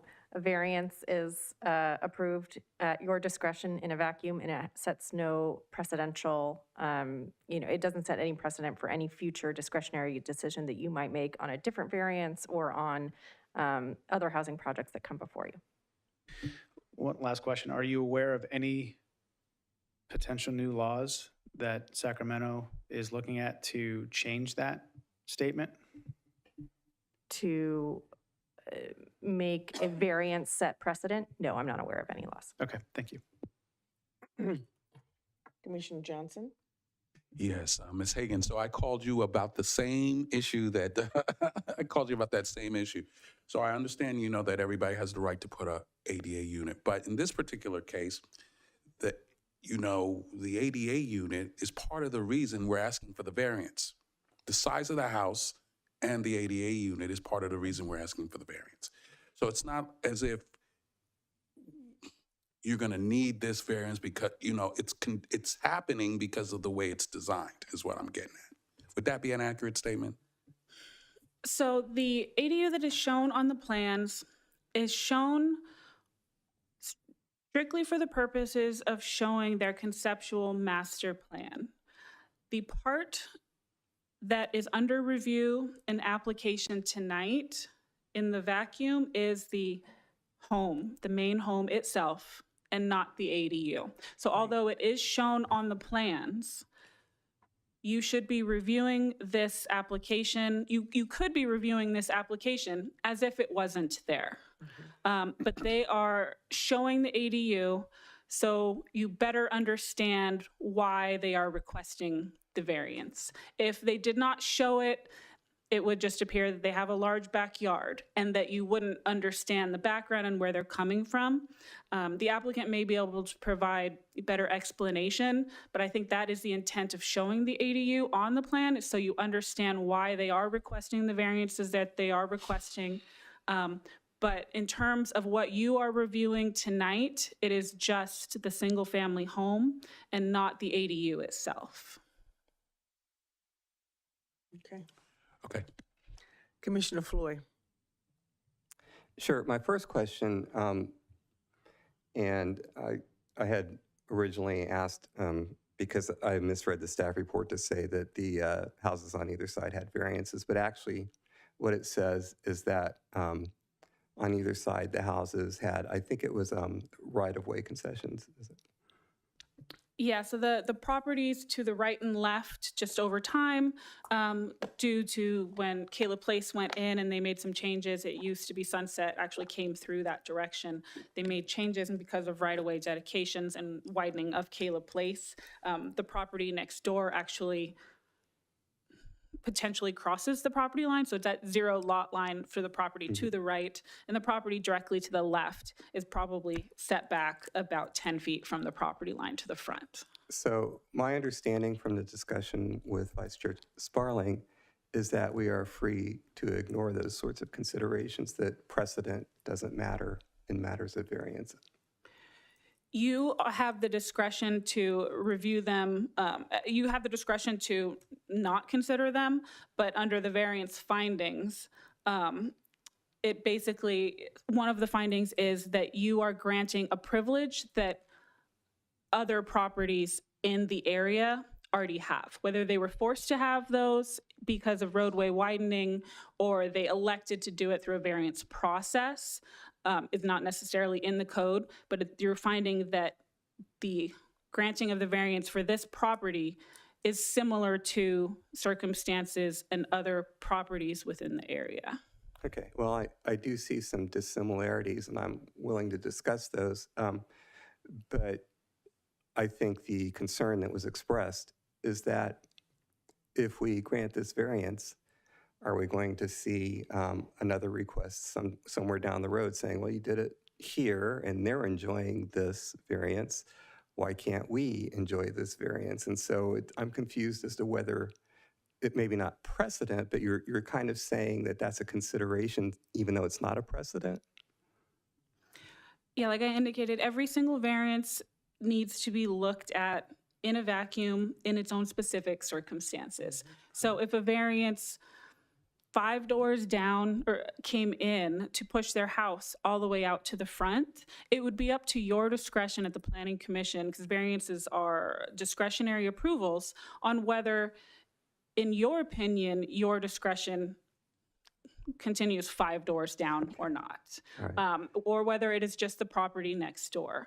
And there's the full 4 findings. That's just a small portion of one of them that the Planning Commission would need to make. Okay, and the neighbors, they received those right-of-way concessions because they were already there? Correct. All right, I'll stop there. Commissioner Flohr, might I just add one thing? I think your concern about the adjacent neighbors and those setbacks, sort of integrating that into your decision on whether to make that second finding about whether strict compliance with our regulation would deprive the property of the privileges, experienced by surrounding owners of similarly zoned property, that is a decision that you would make with respect to these 2 lots only and not other lots anywhere else. And if some other situation came up for some other variance later on down the line in a different neighborhood, it could perhaps be a similar issue, but neither of the adjacent properties in this decision that you're making tonight would be pertinent to any other variance on some other location in the city. So it's the adjacency that makes it a factor. All right, Correct. I understand. The next question is just kind of a silly question for you, Jennifer. You already know this. On the CC map, because, I'm somebody who, as a citizen, I look at projects. And so there is the Contra Costa County map. And on the map, if you look at these two APPNs, they're labeled unbuildable. Does that have anything to do with this project? It does not. I actually called the county this afternoon, the county planning department. The county planning department does not have any discretion over the properties since they are in the city of Brentwood. So we have full discretion over the on whether they're developable. And then they indicated that it is actually common that sometimes some of these things get added by the county assessor or somewhere down the line. But in terms of this approval tonight, it does not have any relevance on this approval. Perfect, thank you. Let's see. So they're putting 2,250 square foot houses on these lots. Is it possible to make consideration of possibly in lieu of a variance, maybe requesting the applicant to go back and downsize those houses square footage just slightly so that they, we're just talking about a few feet here? That's definitely in the purview of the Planning Commission. If you don't believe that you can make the findings that are before you, then you can request changes and work with the applicant to be in a place that you are comfortable to make the findings. Okay. And one more question. I just noticed, I actually went and walked the lot on Saturday, and I noticed that between 167 and 171, there's a little bit of a drop there. I mean, I say a little bit, it's a fairly significant drop between the two properties. And so I was just wondering if that creates a drainage issue and if that's been addressed in this plan. So as part of the building permit process, the applicant will be required to provide grading and improvement plans as part of that, and that would include a drainage plan. At that time, it would be reviewed in full compliance with the city engineer and the building department to verify that the property is draining properly and that all adequate stormwater and runoff is contained on site, that it would meet all code requirements. So that's not a consideration for tonight. All right. All right, I think those are all my questions. Thank you so much. Commissioner Brand. I think a lot of my questions got answered. That's great. As far as the 4 points that are within there trying to remember what they're described as in the staff report. Does it say the, excuse me, variance is subject to review by the Planning Commission in a public hearing and may be granted only upon determination that all of the following findings can be made. Now, is it my understanding is that that means the burden of proof is on the applicant to suffice all 4 in a way that is congruent with the finding of this commission? Am I understanding that right?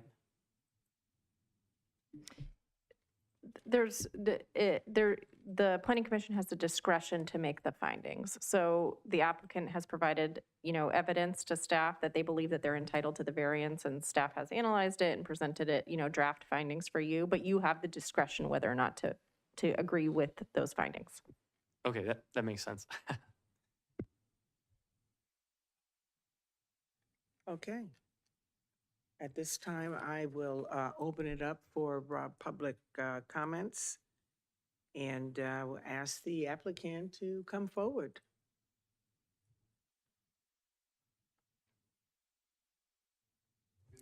Chairperson Roberts, Commissioners, hello. My name is Stephen Matthias. I'm the owner of these lots and the developer who's submitting this application to you all. This is my first time developing in Brentwood, and I'm very excited to do so, and I'm very excited about these projects. I think they're really beautiful and will really, really complement the neighborhood really well. Thank you.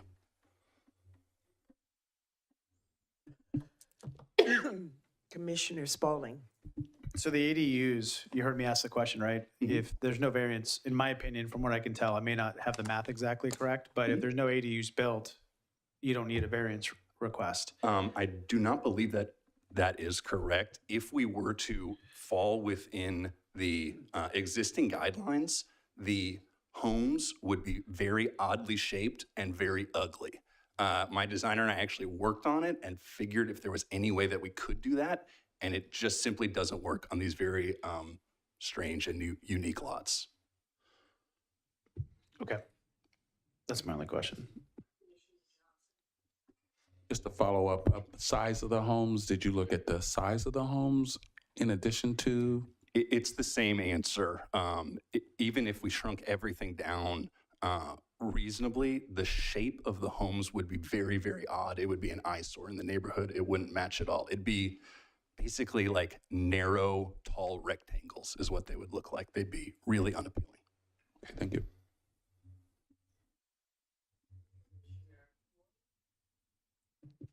Sure, but isn't it at least true that if you had more space in the back, you could move the houses back away from the street? You know, there's like no sidewalk there. So just wondering, would it be a different variance request that you would be making? No. Why not? Can I, I'm going to have my designer come up who worked with me on these projects. He's going to have better information than I will. Please.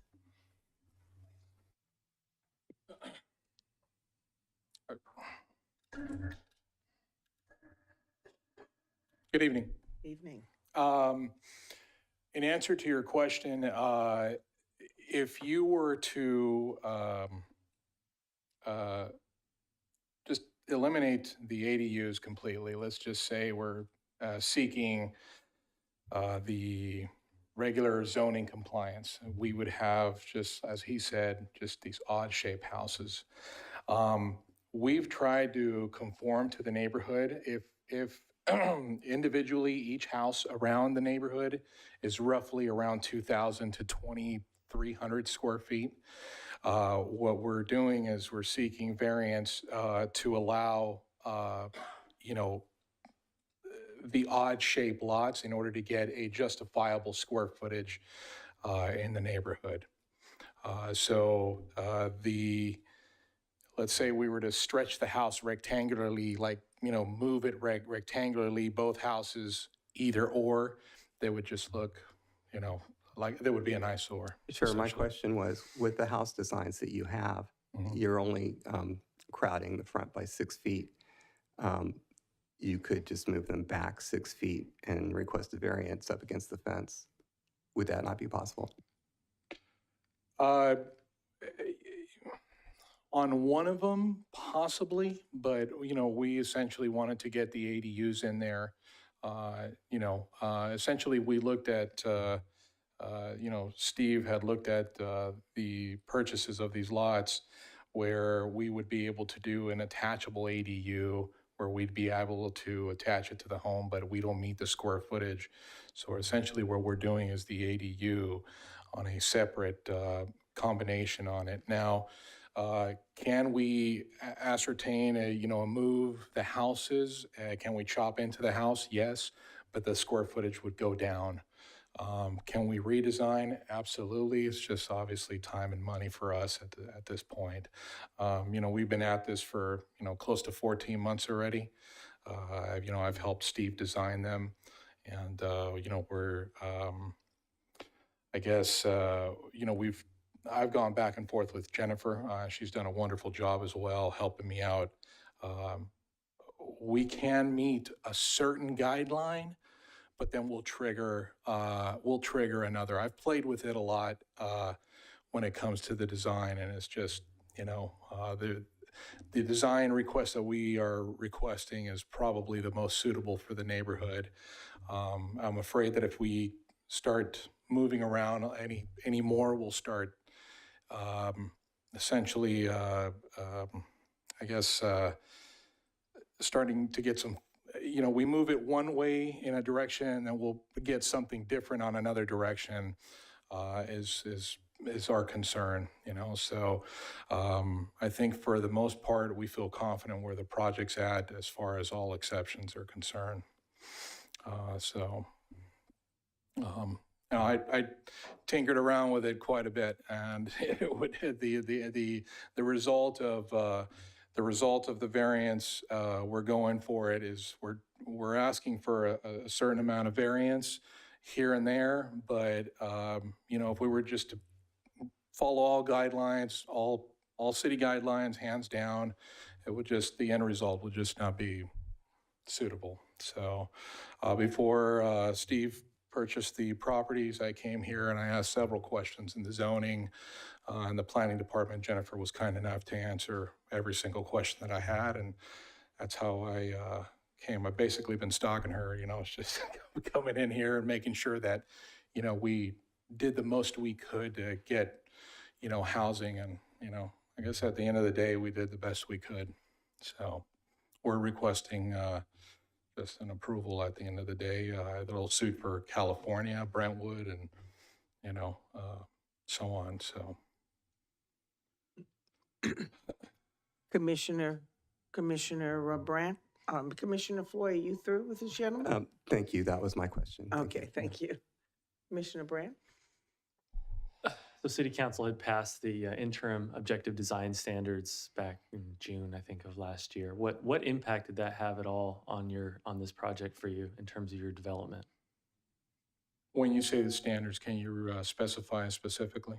I'm just asking as a whole, because I imagine that, as part of the Brentwood Boulevard specific plan, it indicates that all anything not dictated in that document defers to a greater document. In this case, it would be the interim objective design standards. When that was passed, did you find that it was are the plans as static as they were before? Because you mentioned that 14 months, right? That you've been working on this. Did that deter your actions as far as the designs that we see here today? Yes. Or has it? Yes. I'm sorry to interrupt you. Yes. No. Yes. Please elaborate. Yes, we started off as farm-style houses. We basically had a farm-style design house. It's kind of like the Napa-esque, white farm-style houses. After going back and forth with Jennifer, I've been here, 100 times, making sure that when we got to this day, it would be specific to, the neighborhood. We've tinkered it to exactly the specification to where the neighborhood is. One house is the bat on board. The other house is lap siding. We're pretty much doing absolutely everything that mimics the neighborhood. There's not really an eyesore or something that's going to stick out of nowhere when it comes to the homes that we're building. It's pretty much exactly the neighborhood, So it's not what essentially we wanted to build, but at this point we had been, trailing for such a long time. We wanted just to say, hey, let's just get it done. Let's just, conform to what the exterior look would be within the neighborhood.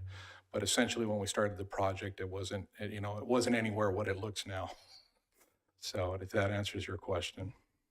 I found the date. Looks like it was submitted July 25th, 2023. And it said its statement was that it met the objective design standards. Is that correct?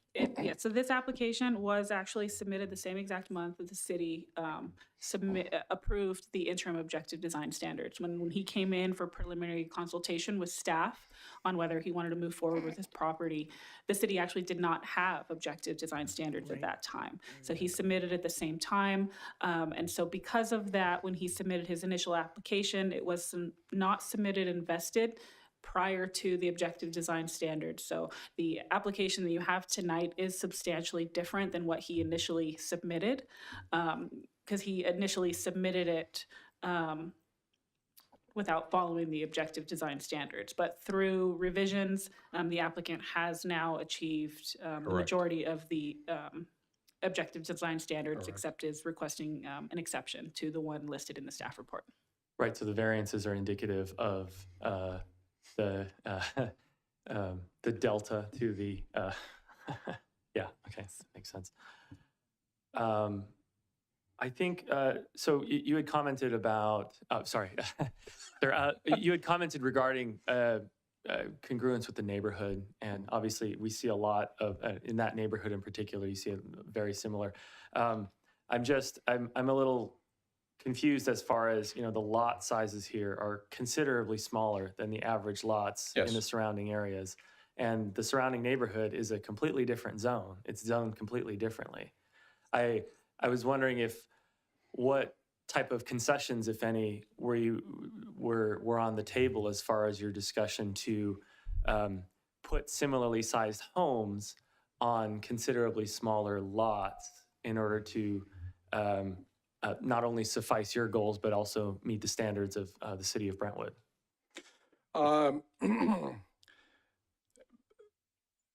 I believe we've met every standard and every aesthetic possible for this project when it comes to fitting them in these, kind of, I guess should say funky lots, you could say. But I believe we've matched everything to the actual city standards aesthetic wise. I do understand that you guys are, have the, exception to make the variance. We're exception. We're basically bringing this to you guys, saying, hey, give us this exception. I think if we were to have gone a different avenue and build smaller houses, the end result for Steve's resale or whatever he wanted to do with them, I think he's going to be moving in one of them later on. But what he wanted to do with them essentially was have his parents live on one, go to the other, him live in one. So that's why originally he had bought the lots essentially, and then the other ones he was going to rent them out. But we wanted to fit the neighborhood. We did not, I brought him several schematics on 2,000 square foot houses, 1,800 square foot houses, and he wanted to get a certain number of square foot, certain number what we would meet, but he also wanted to do the ADUs. So I think we've met everything aesthetic wise on the properties that, has been requested and has been guidelined per the zoning, per, what Jennifer and I had gone back and forth on. So there's for every single condition, like there's like not one that we haven't, missed. So everything's been checked off on the boxes. So at this point, it's just, I guess California just needs more housing, so it's up to you guys to decide. But we feel confident that it's going to value up the neighborhood, value up housing here in California, which we have a crisis in. And that's all I could say about the project. But we're very confident and very happy with the end result. And I think it'll be a beautiful addition to the neighborhood rather than just weeds and nothing there. The previous owners that owned this, bought it in 2005 and kind of got stuck in the same thing. They didn't know what to do with them because they were weird and funky, and they sat on it for all these years, and until Steve came along and bought them, so.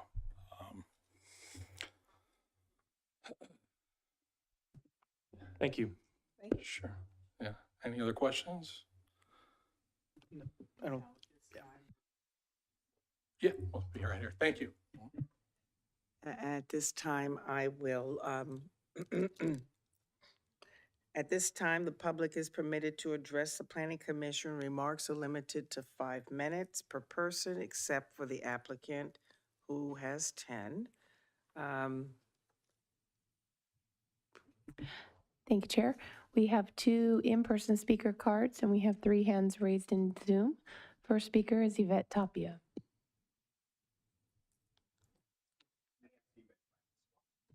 Okay. If you don't mind, I'd like to bring these up. Just a little crude drawing. It's fine.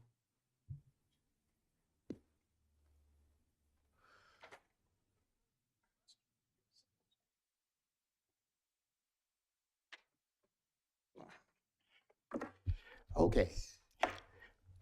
Sometimes people regret when they say the inside things out loud. This particular inside thing that was said out loud, ADU. Now, it's my understanding that ADUs are designed for additional space of existing buildings. This is unique. This hasn't been built at all. So I would think this is more of a 3-home structure or 4-home, not 2 homes and 2 extra spots, unless I misunderstand what an ADU is. That little cheap drawing I gave you guys is my trying to understand why not moving the 2 homes back, just exactly the same, just move them back where the ADUs were, or whatever, how that totally changes the landscape and the view. I don't see it, okay? And look, honestly, when I was sitting back there, I'm all about letting developers build. I really hate it when things are imposed, but there are rules for a reason. And despite what may have been said about precedent, you know, anything that you do or the council does that goes in a different direction than what is ascribed is a precedent. And let me tell you, if I were Sino, oh boy, I'd be up here. I'd be grousing. How dare you do this to me, and I'll see you in court. So this is a precedent setter. Again, because of the fact that the ADUs weren't an idea after the fact, it looks like this was from the beginning. And the whole, you should only focus on this, you shouldn't listen to the ADU, it shouldn't make a difference. Well, then the inside voice should not have been spoken out loud. You can't unhear that. You know ADU is part of this. You know that's why they're here. If ADUs weren't in the equation, there wouldn't be a discussion. There wouldn't be a need for a variance. Unless, of course, the little cheap drawing I gave you is wrong, you know, but physics, space, you know, it is pretty, it's not subjective. And going back to the previous agenda item, oh, before I go to that, what was it? Uninhabitable? Unbuildable? I don't know what that word was that Rod brought up, but it was, you know, well, wait a minute. You know, I don't even know how that oversight was made by someone. Thank you, Rod, for catching it, though. That is an interesting statement. But now, going back to the previous thing, I think of Quickie Wash. I think of Wendy's. To assuage your concerns, you could have just said no. I mean, you did do a great, and they did put in amendments, but the moment the applicant came in and said, oh, well, we don't want to do that, it's like, okay, then denied. Take it to the council. Luckily, they went with these changes. I don't think it's going to be enough. Again, think of Wendy's. Think of Quickie Wash. Think of those people who bought land there thinking, oh, yeah, this is going to be great. And then, you know, a plan was approved for some generic commercial space. And next thing you know, they're 500 feet away from a Quickie Wash or Wendy's. Again, you know, this is, well, something for the future, I guess. You know, if your gut says something, Dave, your gut's probably right. You've been doing this an awful long time. All of you have been involved with this in one form or fashion an awful long time. So, go with your gut.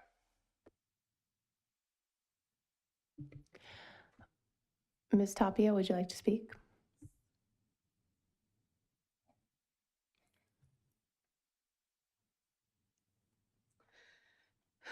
So now that it's been confirmed that these will be rental properties and not actual homes for purchase, my mother's concern, owner of 172 Kayla Place, her only concern is that because the neighbors across from us are renters, their property owner doesn't check on them often. Their landscaping is usually not in the best condition. They always leave the garbage cans out.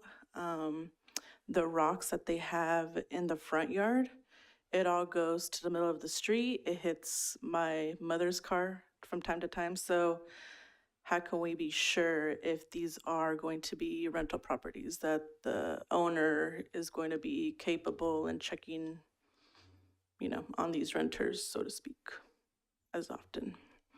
That's our concern as residents of 172 Kayla Place. I appreciate you hanging around and bringing your concerns to the commission. I thank you so much. Mhm. Okay.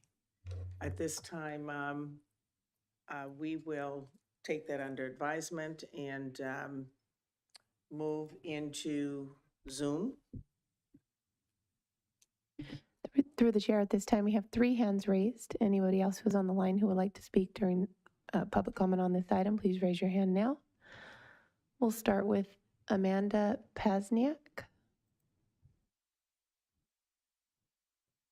Hello, you said it right as well. Thank you. Thank you. I'd like to thank you for allowing me to speak on agenda item E2. Also, thank you to my neighbors who have already spoke and ones who will speak. The resident who spoke previously has been a resident since 2004, so that's also something to consider. They were a resident since the beginning of time of our neighborhood. I would like to I would like to speak regarding Kayla Place. My name is Amanda Pasniak. I'm a Brentwood resident on Jane Way.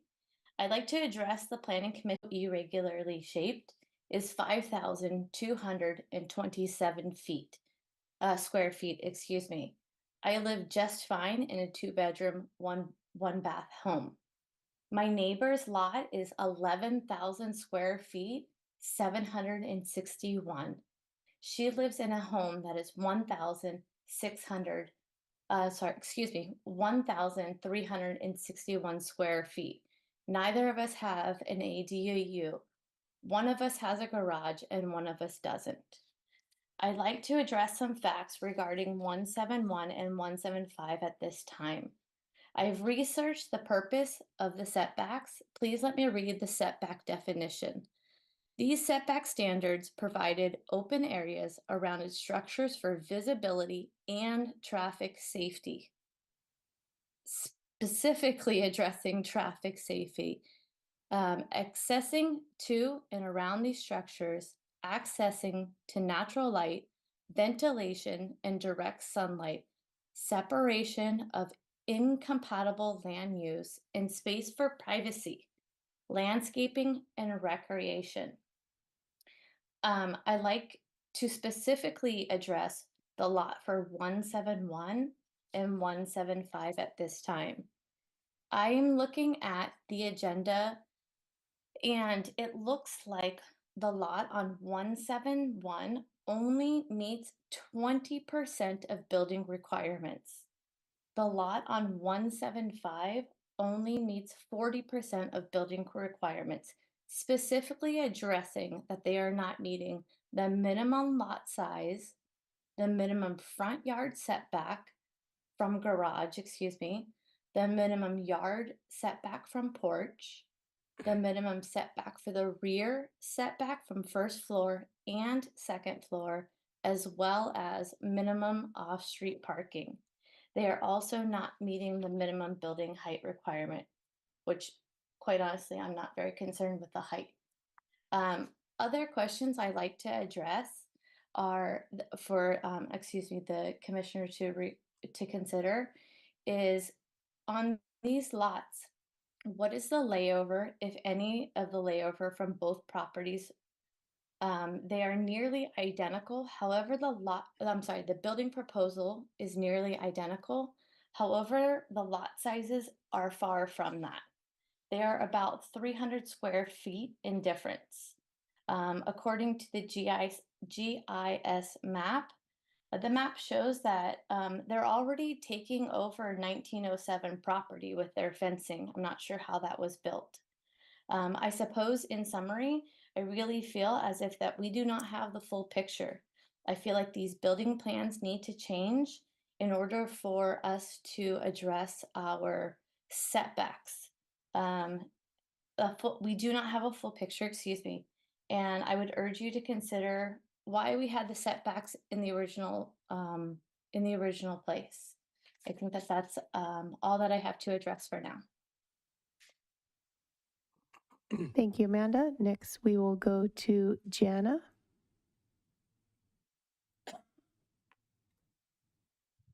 Yes, can you hear me? We can hear you. Thank you. I'm calling in regards to both of these properties. I have really big concerns after listening to both the owner and the developer and what they had to say to the building commissioners.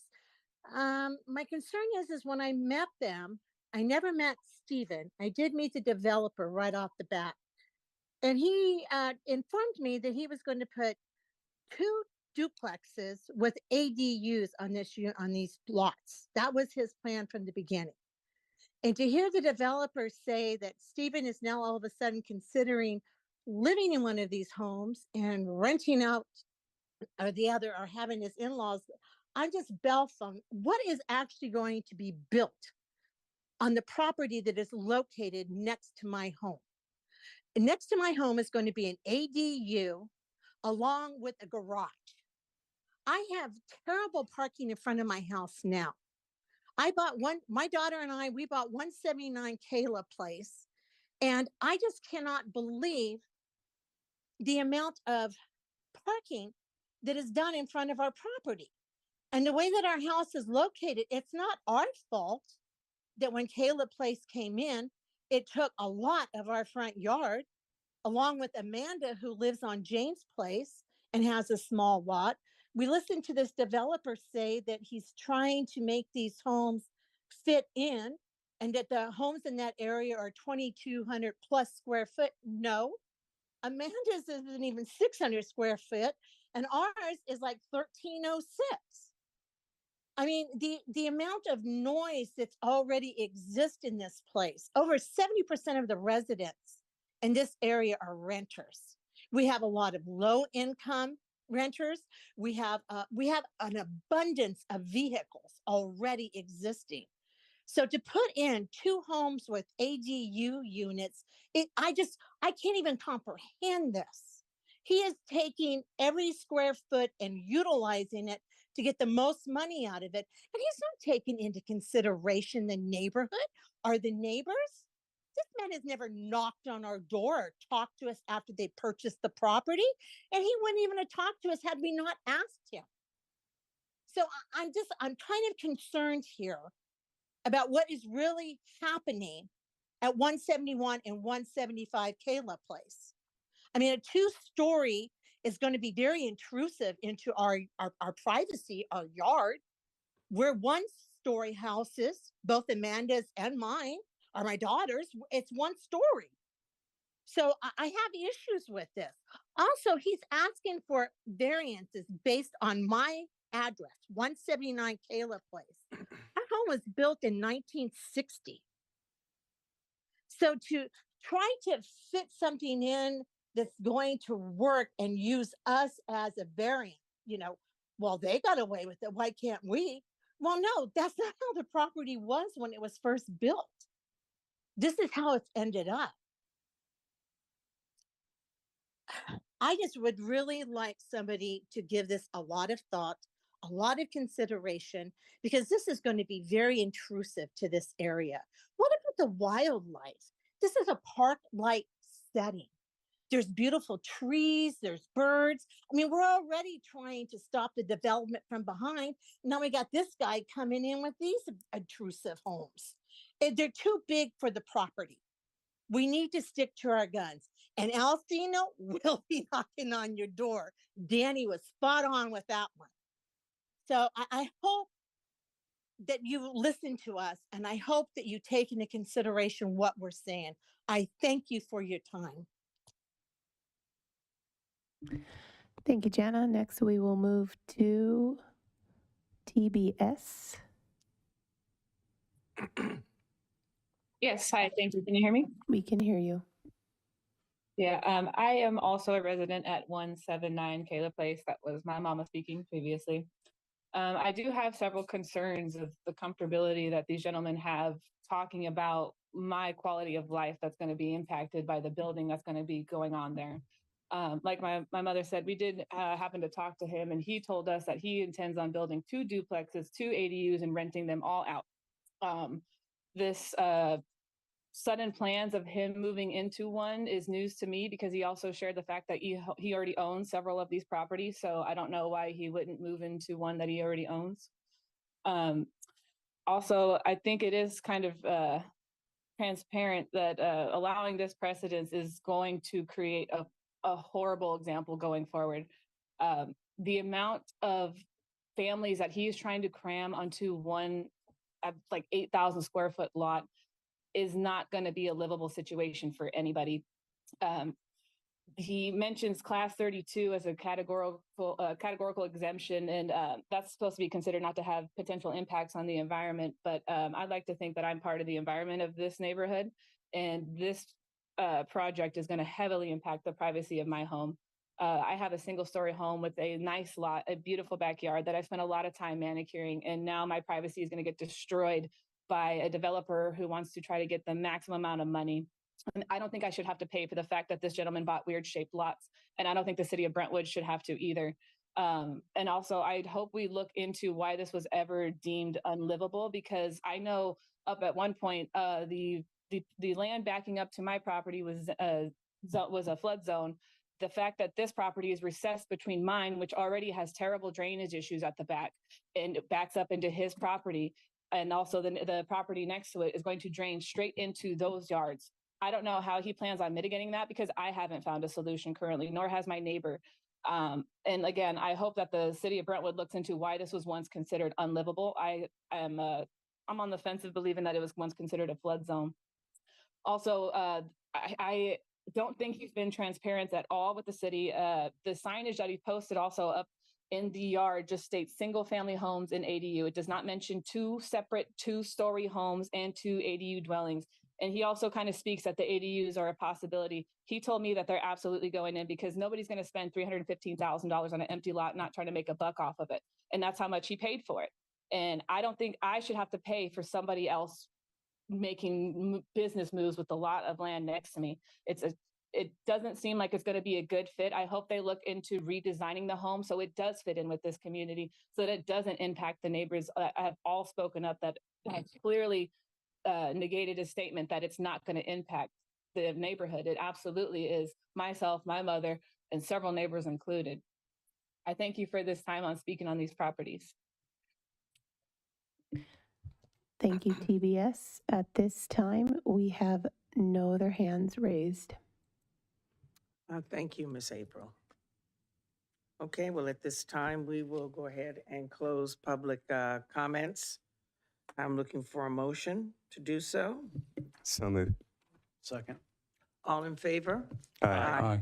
Motion carries. At this time, I will ask if there's any further discussion by the commission. Commissioner Sparling. So we had the public ask a lot of questions, and I think we should try to answer them. I think I tried my best to capture them all, but if I miss some, I think just feel free to jump in. First of all, in terms of, again, this is the design review, right? So something can be built here. It just has to fit within the design standards for the city of Brentwood, correct? Correct. It is a legal developable lot. Okay, so there was a question about, Commissioner Flohr brought it up, right, being I forget the term you used, unbuildable, and you called the county and that is not correct. So that's unfortunate, but there's that conflict that's there. Comment also was made about 20%, meaning 20% of the standards on 171 and 40% of the standards on 175. Can you address that? Yeah, I believe the applicant was referring to the development table that is listed on page 79 of the packet. Within that table, it lists the development standards, and of the development standards listed, they are requesting variances for 4 of the 9 development standards. Okay. They address, parking, or I think it wasn't so much traffic, it was parking was brought up by, I think, a number of the, both in here as well as on Zoom. What is with all the California housing laws, what is our ability to address parking for new homes being built? So in terms of this zone, they are required to provide 2 garage spaces and 2 driveway spaces, and they meet both of those requirements. And so they do meet those standards in accordance with our code. So they're meeting the code, and so the impact is because there's an ADU that is being proposed to be built, there isn't necessarily enough parking on the property, so therefore there will be almost guaranteed new cars that are parked on the street. Parking for ADUs are addressed under state law as well as the city's recently amended zoning code. An ADU as designed here would meet state law and zoning code requirements. So therefore we have no wiggle room on parking requirements. Correct. Okay, I'll get to the state later. And there was a question about homes that are built to be rented out. What is our role in that?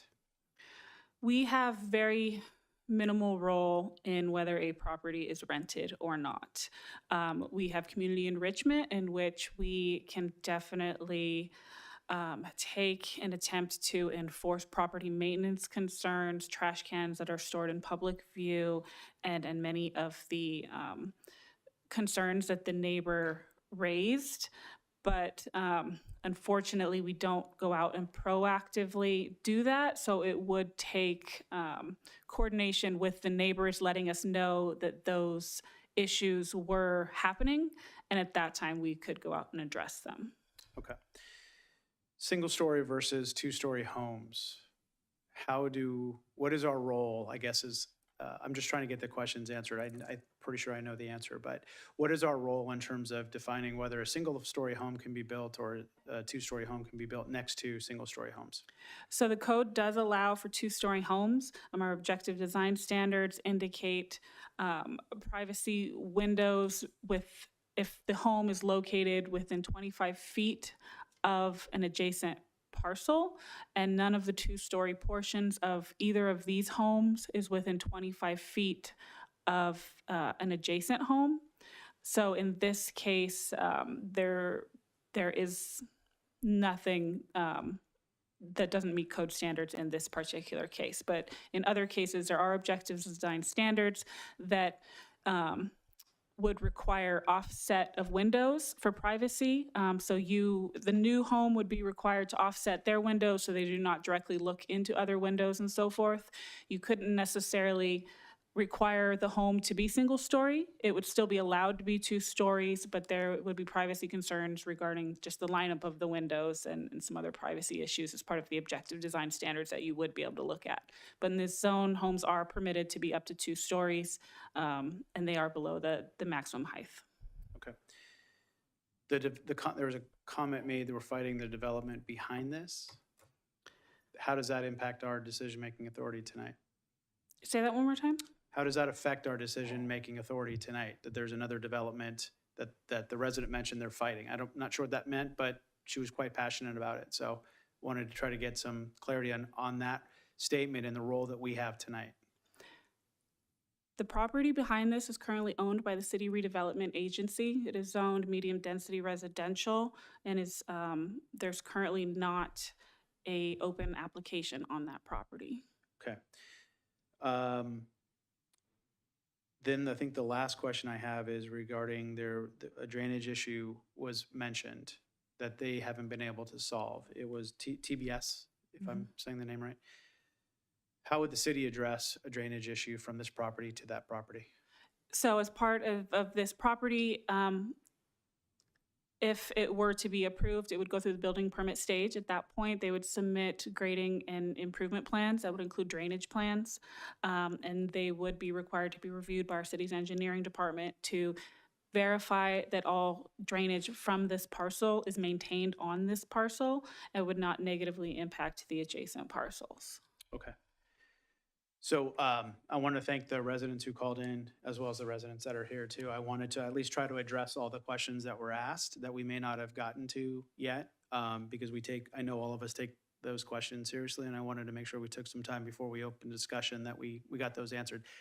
Can you think of any, commissioners, did I miss anything? Commissioner Flohr?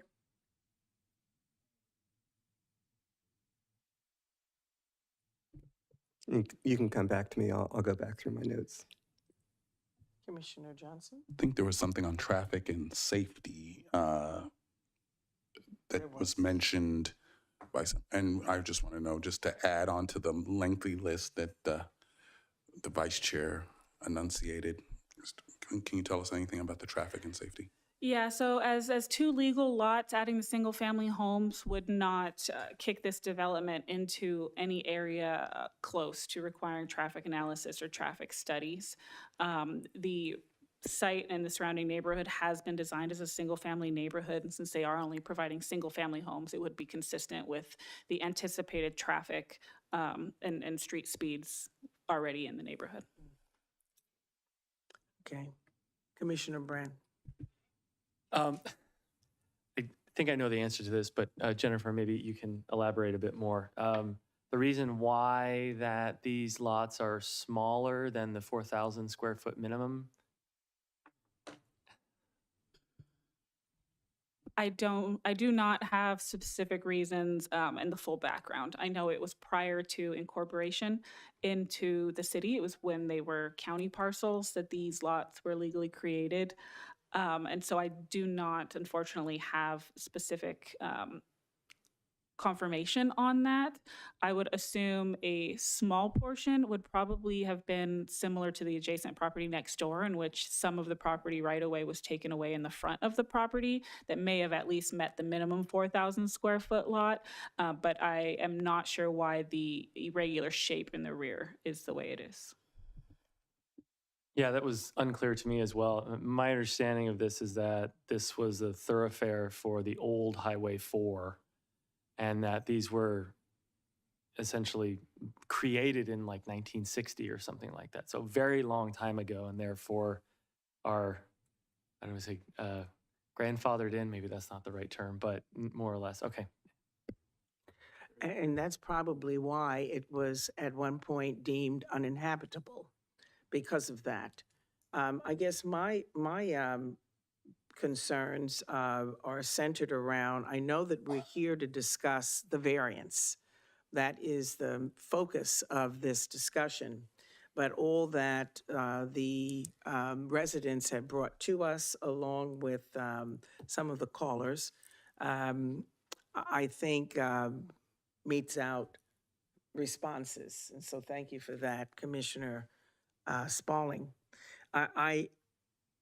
Coming back to variances, the ask on this is for us to determine whether we will say yes or no to the variance, because they are asking for a variance. And if we say no, I'm just trying to figure this out, then that would be it. They would not be able to, then they would have to conform to what it is that is in our manuals.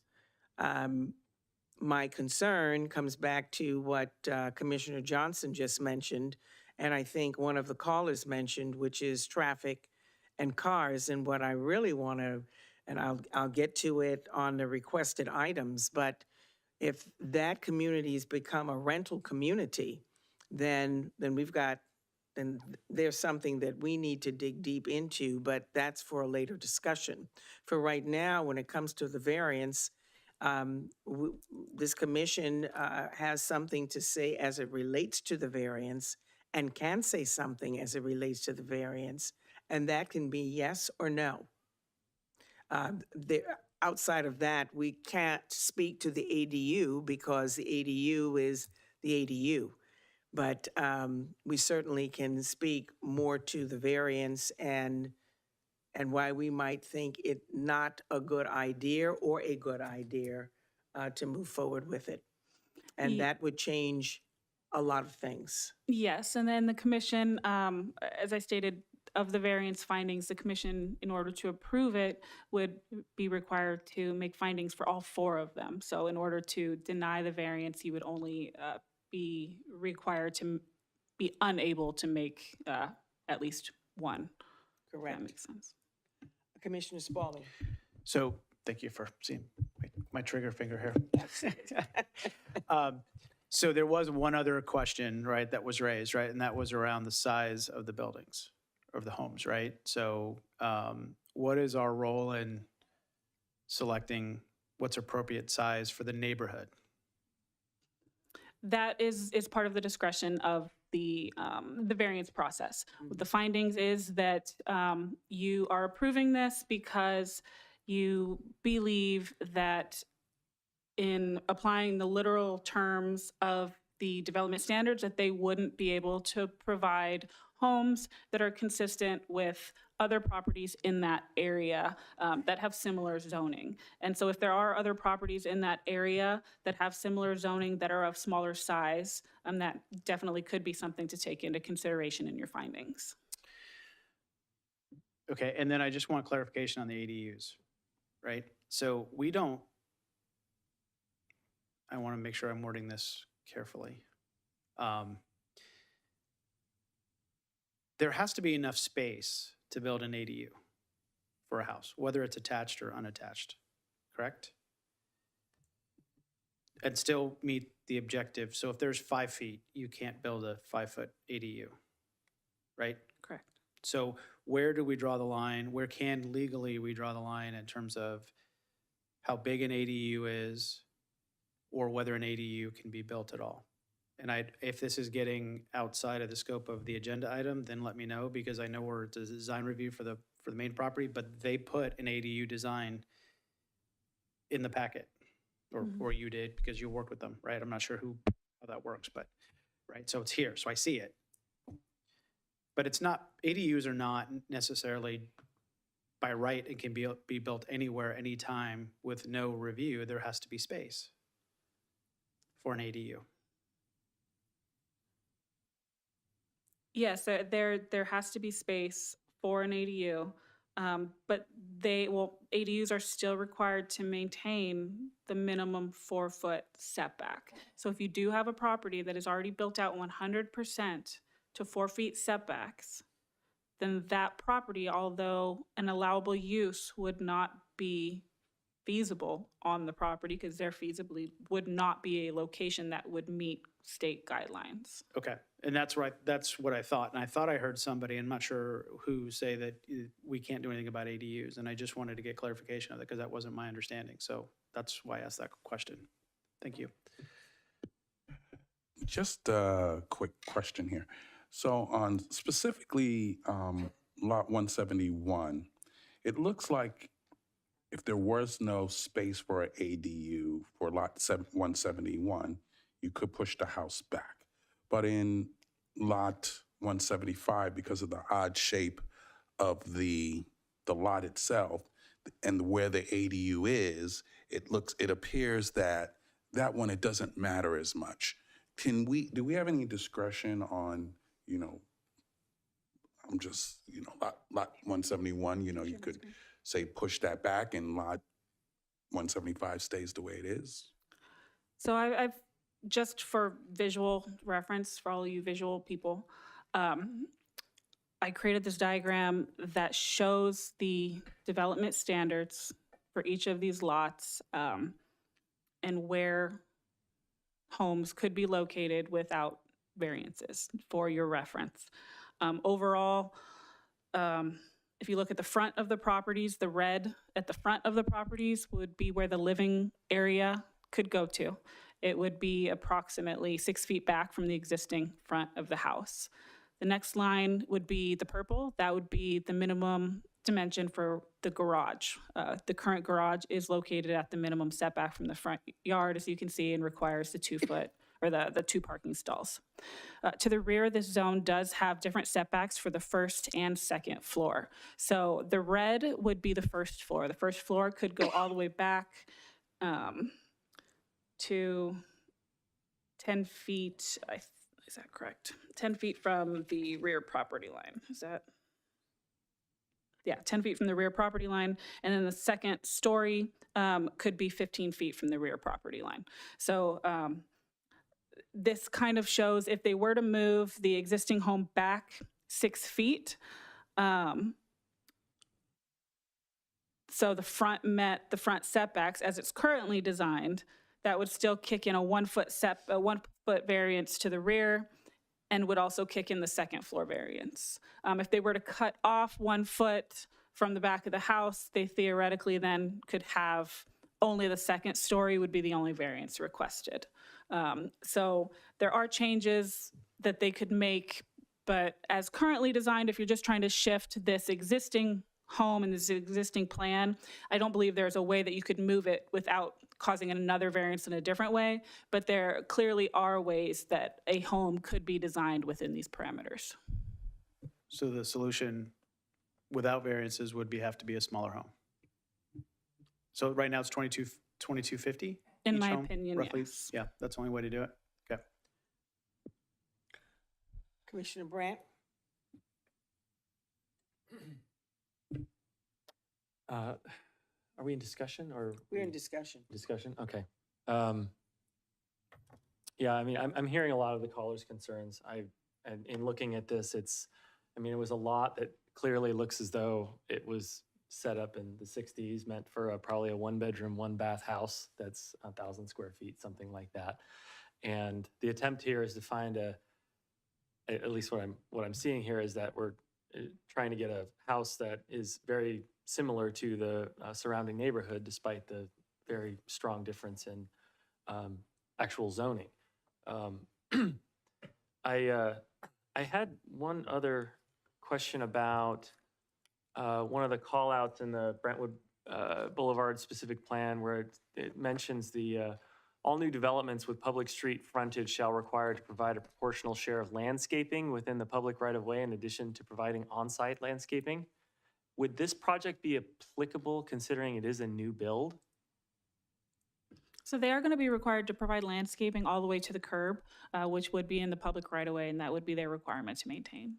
Okay, but not like to whatever fund that we normally, like, the median, that type of thing. I mean, there's no median in this case, but I don't know if that, when we define public right-of-way, I mean, it's a public street, but it's not Brentwood Boulevard proper, right? So yeah, so as part of the building permit, if this property or if the surrounding neighborhood is located within an existing landscape lighting district, they would be required to annex into that, but they would do so at the building permit stage.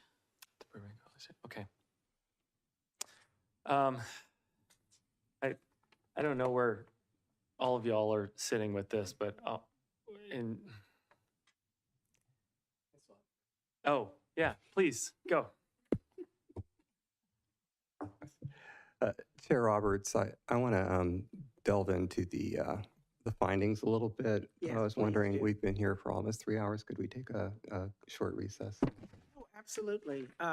At this time, I will ask for a short recess, 5 minutes or 10 minutes.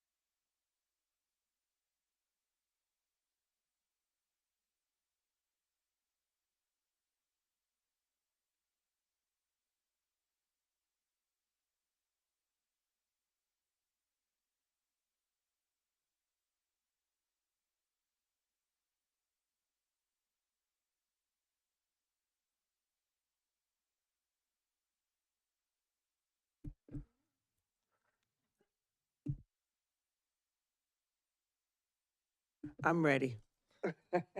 So, okay, so let's continue the discussion. I think we were speaking on, What was that? yeah, you were up. Yeah. Mhm. Okay. I want to talk about the findings. I'm looking at page 82 of 129, which is in the staff report, rather than at the resolution. If I could look at the resolution, if somebody could point me to the page, but I think it's the same findings. Okay. So finding number 1 says strict compliance with the specified regulation would result in practical difficulty or unnecessary hardship inconsistent with the purposes of the zoning regulations. My understanding is this is medium density residential, and I see the possibility that they could pretty easily build a house that was medium density residential on this lot. I guess maybe the Brentwood Boulevard specific plan, what is inconsistent with the purposes of zoning regulations if they just built a more appropriately sized house?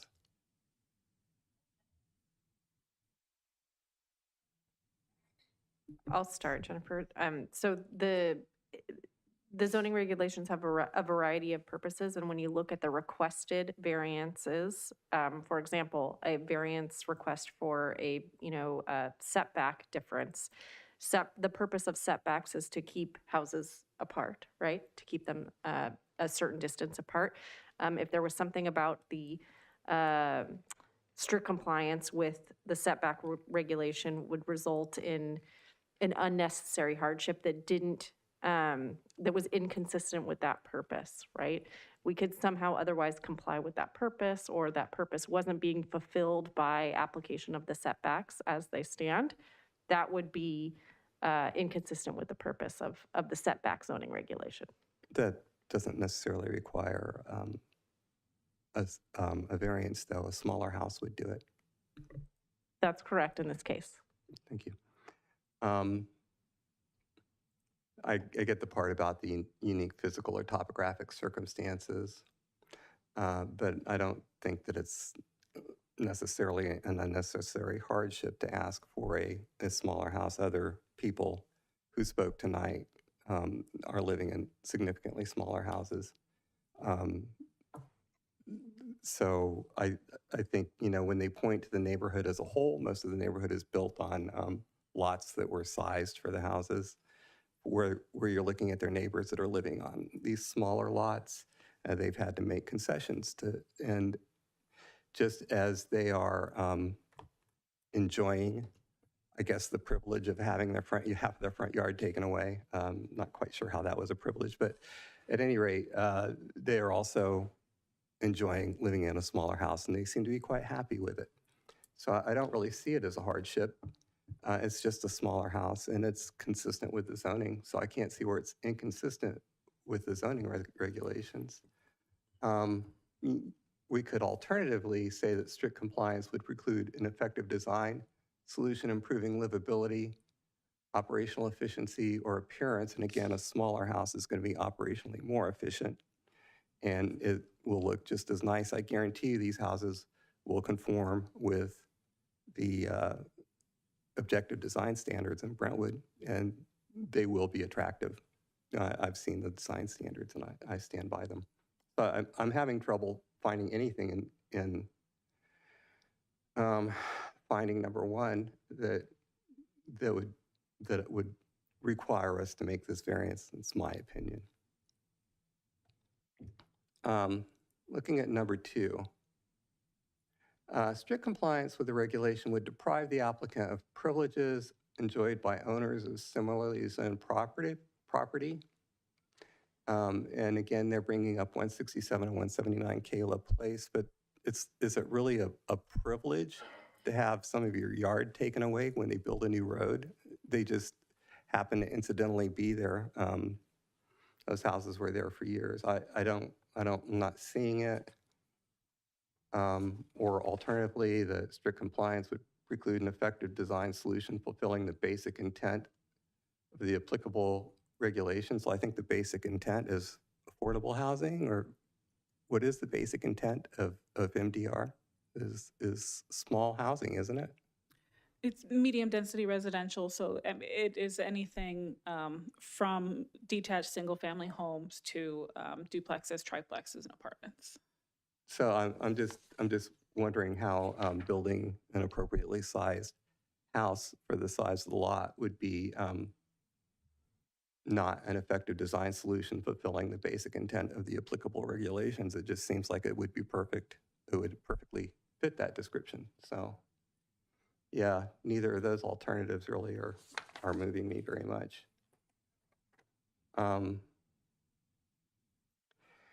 That if granted, the variance will not adversely affect the character, livability, or appropriate development of abutting properties or the surrounding areas.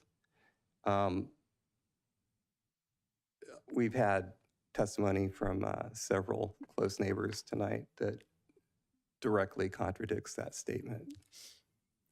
And will not be detrimental to the public welfare or contrary to adopted plans or development property policy. And again, I went and looked at these lots. I walked them. I parked in front of them. My car almost got hit by somebody coming around the curve too fast. So I don't see that adding to the parking problem in that neighborhood could be anything but detrimental to the public welfare. And it is a little bit contrary to adopted plans. I mean, the development was designed for single family homes and small homes. So, I mean, I get it. Again, the homes across the street are bigger, but the lots across the street are bigger. Or that the variance will not constitute a grant of special privilege inconsistent with limitations imposed on similarly zoned properties or inconsistent with the purposes of zoning regulations. I kind of feel like it is. I mean, I'm looking at 179, and like one corner of that house is closer to the road than it would be allowed to be. And again, the road was moved there, but they have a really nice front yard because they built their house in an L shape, and it accommodates that front yard. And so it's not the same as putting, a flat front of a house directly, in line with the street the way that is envisioned in this project. So I don't think it's really the same at all. I think it's qualitatively quite different.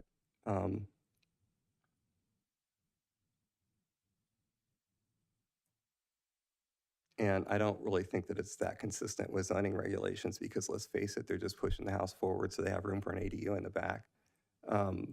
I'm looking at the plan without consideration of the ADU, and I see a plan that can be pushed back. So in that sense, I feel like it's inconsistent. I think that the zoning regulations with the setbacks are there for a reason. They're there for many reasons. So that would be my analysis of the findings. Again, it's just my opinion. I'd wait to hear from the rest of the Planning Commission. Thank you.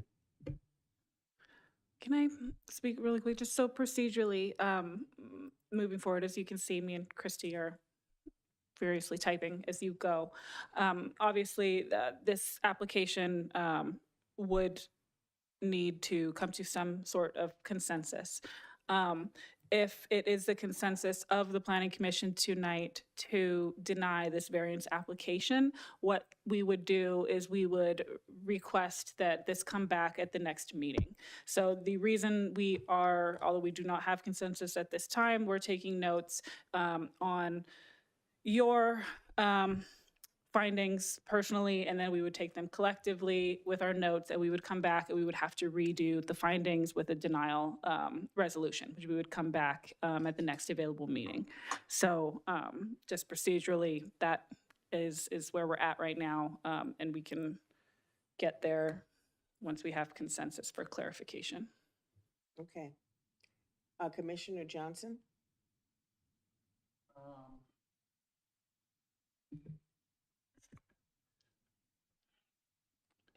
So I do have some concerns about, I mean, I know that we're not supposed to consider that ADU unit there. I do specifically think that, especially on lot 171, I guess I'm torn because it seems like no matter what I do, unless I make the house smaller, you're going to run into these variance issues. And part of me says, you know, I don't want them to have to make the house smaller, but the other part of me says that no matter what I do with that house on that lot, the way it's shaped, I'm going to run into a variance issue because the size of the house is exceeding on all sides the lot shape. And so no matter what I do, playing with it, I can't find a way to not run into a variance issue, except if I make the house smaller. So to be honest with you, I'm conflicted. I appreciate that. Commissioner Sparling? I'm conflicted as well because I'm looking at Google Earth right now, and I was down there, but I'm looking at it, and I don't find. I appreciate all the callers who called in, and that's why I went through the list of questions. But I'm looking at this, and I see two-story homes. I see, houses that look to me to be, I didn't measure them obviously, but pushed a little bit forward. I see a similar house design to what's already in the neighborhood. The homes themselves are not big. I wouldn't call a 2,200 square foot home big in Brentwood. And this is why what the state is doing is so wrong. That's not what people who move to Brentwood want, right? They move to Brentwood for larger homes and good schools, right? So it is, and Jennifer already did a great job illustrating that even if you took the ADUs out, that the current size of the house, there'd still be variances and we'd still be here for something else, which was very helpful visually for me to see that. So I appreciate that. So I think one of the things that the folks who called in have to realize is that something's going to get built on these lots. It's just a matter of what and when. They're entitled to build something. I'm always concerned about precedences, and I know we're supposed to look at this in a vacuum, and I know we've been told by Jennifer and Christy that that's not a concern, but it's always a concern for me because of certain things that are happening with being sued for different things. I think that first of all, we haven't even talked about the actual design of the homes. I have no issue with the actual design of the homes. It's really just the variance and whether we are amenable to granting the variance or not, from my perspective. I think if we grant the variances, we could end up with other small lots with I don't want to call this a McMansion because it's not a McMansion, right? It's a small home. I would dream it a small home for Brentwood. At least post 2004, most of those homes, the majority of those homes are larger than this home, right? So, but they are oversized homes for the size of these lots. That's why we have the standard of 4,000 square feet. Conceptually, I don't have a problem with the ADUs. We're stuck with the parking because of the state. And I would encourage those listening to this that I've said this many times, elections have consequences. We have people running the state who are making very poor decisions, trying to solve. I don't think we have a housing shortage. I think we have an affordable housing shortage, and this is an example of it. The developer is trying to build 2,200 square foot homes, probably to get a certain ROI on it. I have no problem with that attempt at all, but does it fit this property? And I'm torn on it because it looks like it fits, but I don't like the parking, what's going to happen with the parking. I don't like what's going to happen with the loss of privacy for the 179, which, although it's outside the 25 feet, as Jennifer mentioned, there's going to be an impact to it. So I'm not, I'd say get me to a yes or a no, and I'm not at either right now. So on how I would vote if there were a motion right now on this. I could make an argument either way. Can I ask you a quick question? Okay. Looking at 3, do you feel like the variance would adversely affect the character livability of the neighborhood, the livability, the parking problems that you just mentioned. Yeah, no, it's good. No, thank you for trying to get me to a yes or no. I think the challenge with it is that we also have to take into impact what we are supposed to do, right? With how the state wants us to look at parking, right? The state tells us that we can't consider parking. Am I interpreting that correctly, Christy, from a legal standpoint? In terms of the variance, no, I mean, this project complies with your local requirement. Yeah. So it meets the requirements, and it meets, it even meets the 25-foot privacy requirement. So impacting the neighborhood, right?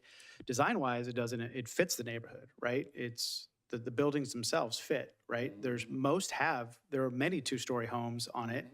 There are a few one-story homes. They're just oversized for the size lot that they are. So that's why we're here with the variances. The ADUs, if you remove them, they're still going to have to be variances. Are they the same? No, but they're different variances. It would give them larger front yards in an area where there's no sidewalk. If you're over there, there's no sidewalk for kids to play on or anything that live in those houses.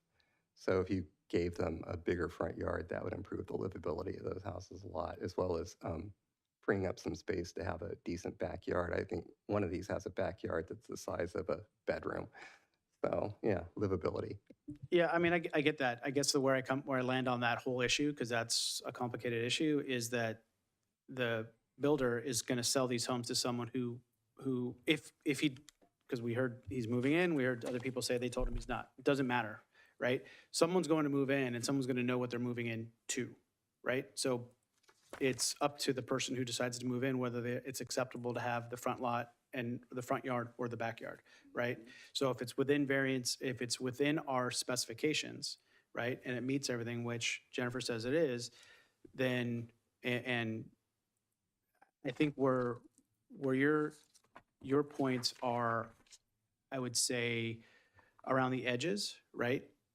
Where because livability is not something that can easily be defined, right? Some people can live in a ADU, some people can only live in the main house, right? So it's a tougher one to answer. I think that our job is to make sure that we put a good product for both future residents as well as current residents, and that's where my conflict is. Current residents, there's an impact, for sure, specifically 179, which is a single story. That's really the only home that's going to have a direct impact to it, in my opinion, because the other ones on the other side is a two-story home. And again, as I'm thinking about it, the future residents are going to be, they're going to know what they're moving into. So they've accepted it by signing a lease or by buying it if he decides to sell. So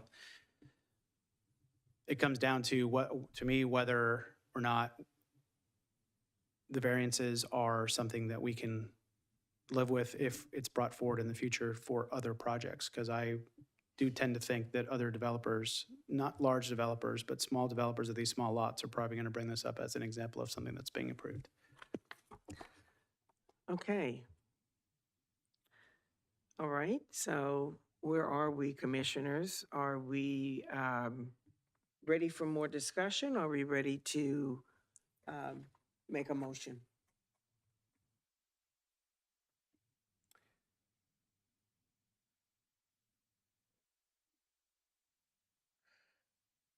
There are 4 items, action items.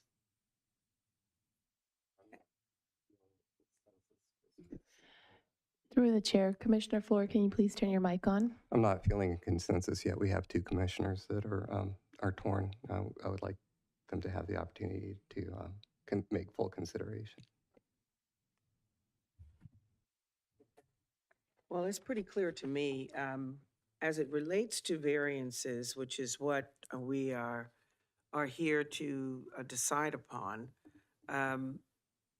I, for one, I understand that the state does not want us to move on parking, but I, for one, am advocating safety. And I find that when you've got that much going on one lot, you are definitely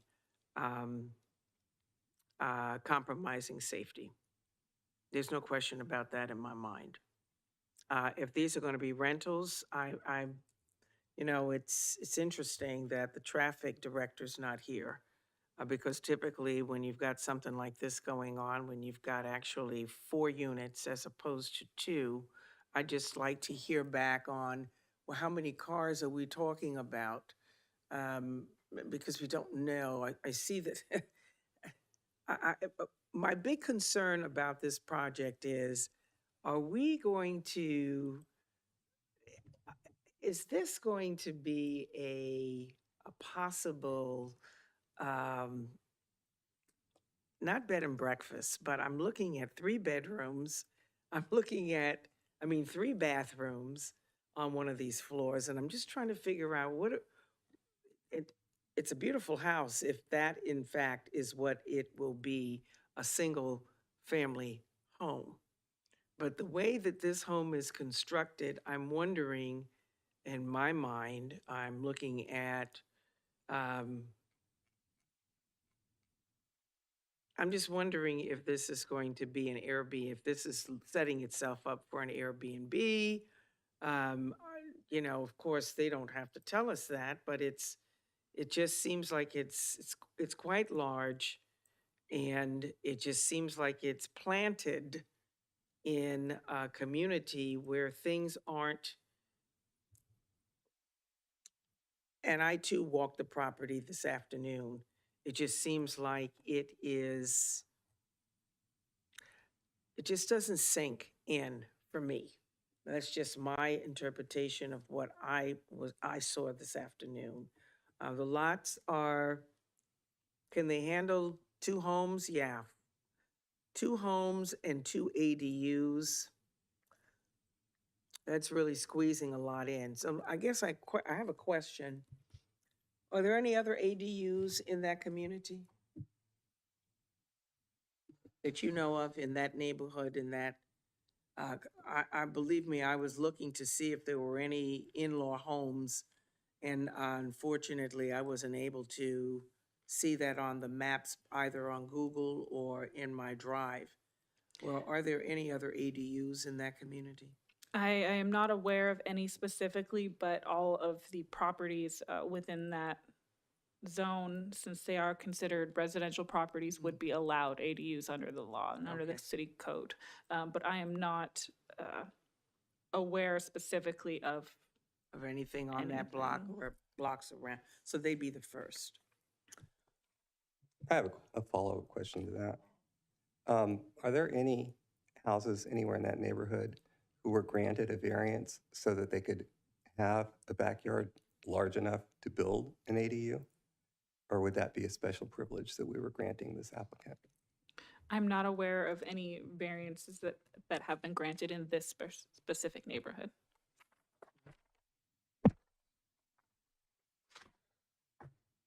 Chair Roberts, may I?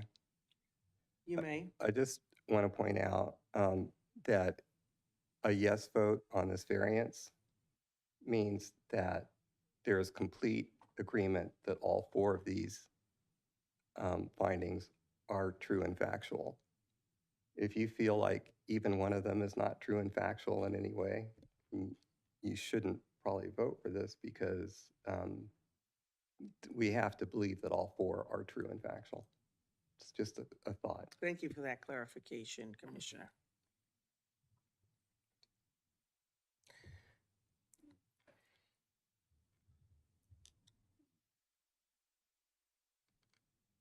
Well, we can go another round of discussion, or we can move to a vote. We can send it to council. We've got options.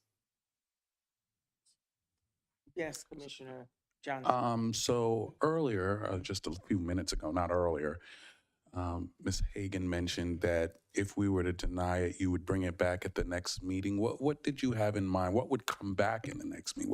What was going on? Yeah.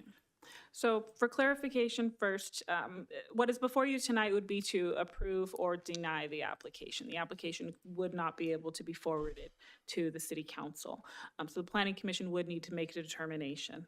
If the consensus is to approve it, and you would have to, as Commissioner Flohr indicated, you would have to make all 4 findings. If the commission is unable to make all 4 findings, what we would do is staff would bring back resolutions of denial for the Planning Commission's consideration. Staff would redraft the findings within that resolution based on the comments that we have received from the Planning Commission, specifically regarding which findings you are unable to make. So staff would come back with that, and then at that meeting, we would relook at the resolution, and the Planning Commission may make any changes to the findings for denial if it wishes to add or subtract, or if staff did not adequately address your concerns within those conditions. And at that time, you would make the final recommendation and vote for denial. Mm-hmm. So your motion, if you were to deny, would be to direct staff to bring back a resolution of denial. That would be the motion.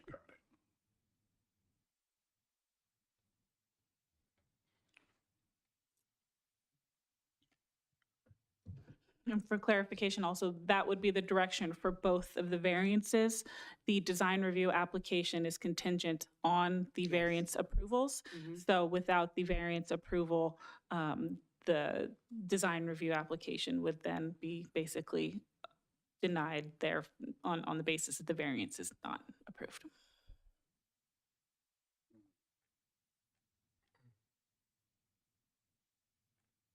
Well, is there any more discussion on this? I'm going to entertain a motion. Go ahead, please. I know there's some discussion about what the state's doing here, and I think it's, all understood among this body. I would like to point out the fact that our objective design standards are one of our only meaningful means to which we can retain local control. Yes. And ensure that, Brentwood is the way that we want it to be. And I think it's important that we rely on bulwarks of that nature. Absolutely. Appreciate that. Thank you, Commissioner Brandt. Okay, at this time, I would like to entertain a motion.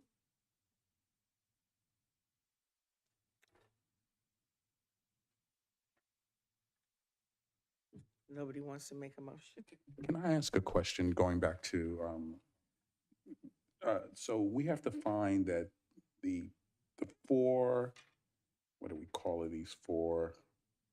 Okay, what we have to do is find for either all 4 as in a plus, or at least there one. is at least one that we don't find, then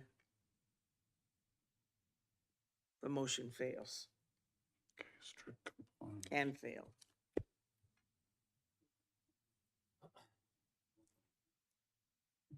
While we're considering, do we have to specify which findings we disagree with? Yes, we have in the record right now that you gave, Commissioner Flohr, you gave several reasons why you disagreed with each of the 4 findings. And then if any other commissioner wanted to join in those or one or more of those, it would be helpful for staff for when we prepare the resolution. But we only need one. That's correct. Mm-hmm. One more question. These findings on these 4, this is as is? Like, in other words, we have to find this the way it's laid, the 4, we have to agree with the 4 as it's presented to us right now? So the way that the code specifically is written is that a variance may be granted only upon determination that all of the findings can be made. And the findings are made on the variance application as proposed on the plans included in the attachments before you tonight. So you have to say that the strict compliance with the specified regulation, which would be the setback regulation, would result in practical difficulty or unnecessary hardship consistent with the purposes of the zoning regulation due to the unique physical or topographical circumstances or conditions of the design, or alternatively, that strict compliance would preclude an effective design solution improving livability, operational efficiency, or appearance. So that would be the first finding. Your second finding, you would have to make the strict compliance with the setback regulations would deprive the applicant of privileges enjoyed by owners of similarly zoned properties, or alternatively would restrict compliance, with that strict compliance would preclude an effective design solution fulfilling the basic intent of the applicable setback regulations. The third would be that if granted, the variance will not adversely affect the character, livability, or appropriate development of abutting properties or the surrounding area, and will not be detrimental to the public welfare or contrary to adopted plans and development policies. And the last one would be that you would need to find that the variance for the setbacks would not constitute a grant of special privilege inconsistent with the limitations imposed on similarly zoned properties or inconsistent with the purposes of the zoning regulation. If you are unable to find any of those, if you could elaborate on that for the record, it would be appreciative. Otherwise, if you can find all four of those, then it would be a recommendation for approval. Mm-hmm.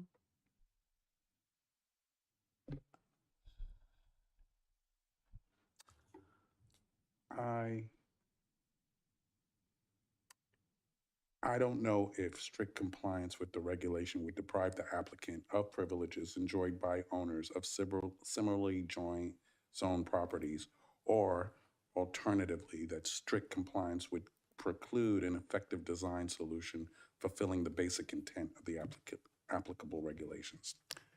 I'm not sure about that one. Okay. That's just from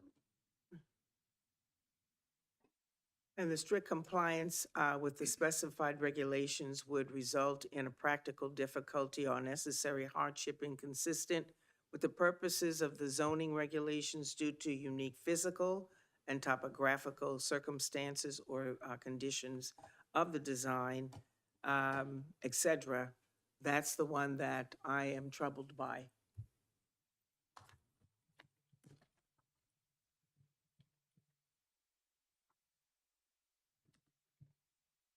So I entertain a motion.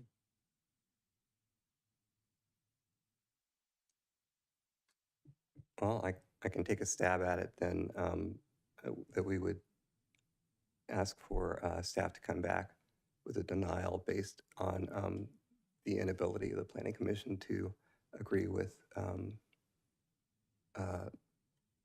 finding number one.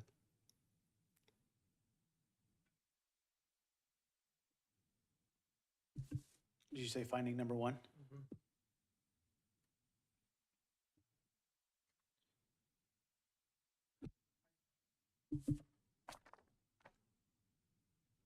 I think we take a roll call, April. Chairperson Roberts, Aye. Vice Chair Sparling, Aye. Commissioner Flohr, Aye. Commissioner Brand, Aye. Commissioner Johnson. Aye. Motion carries.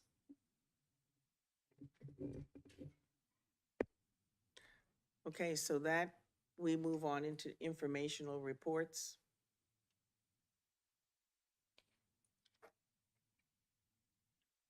Commissioner Brand, transplant.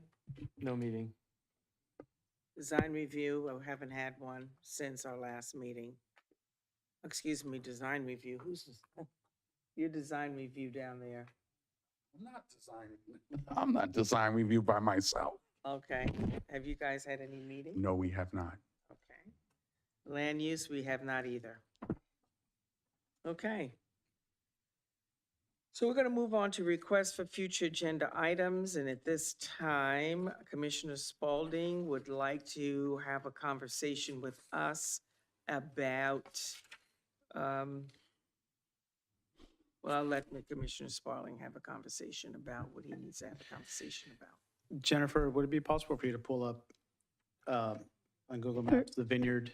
Through the chair, can we first go over G1 and find out if there's any future yes. agenda item requests? I do have a future request, if I may. I would like to get, it appears that oftentimes we are getting calls about noncompliance with some of the projects and/or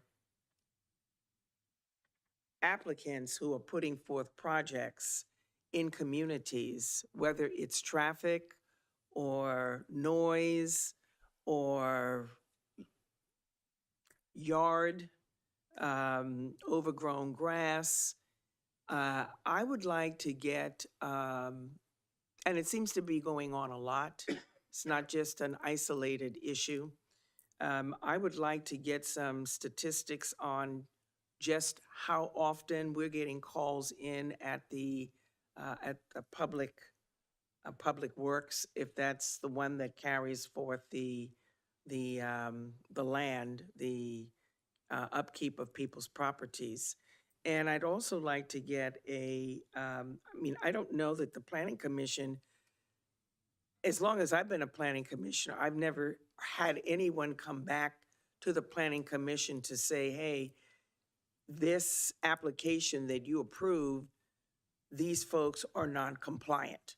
And yet, the communication that we're given in the community is that there's some things going on that we're not aware of. So I don't know how to put it in words, but I would like to do a little deep dive on some of the applications that we have approved and just how well they're going or not going, if that makes sense. I understand your ask.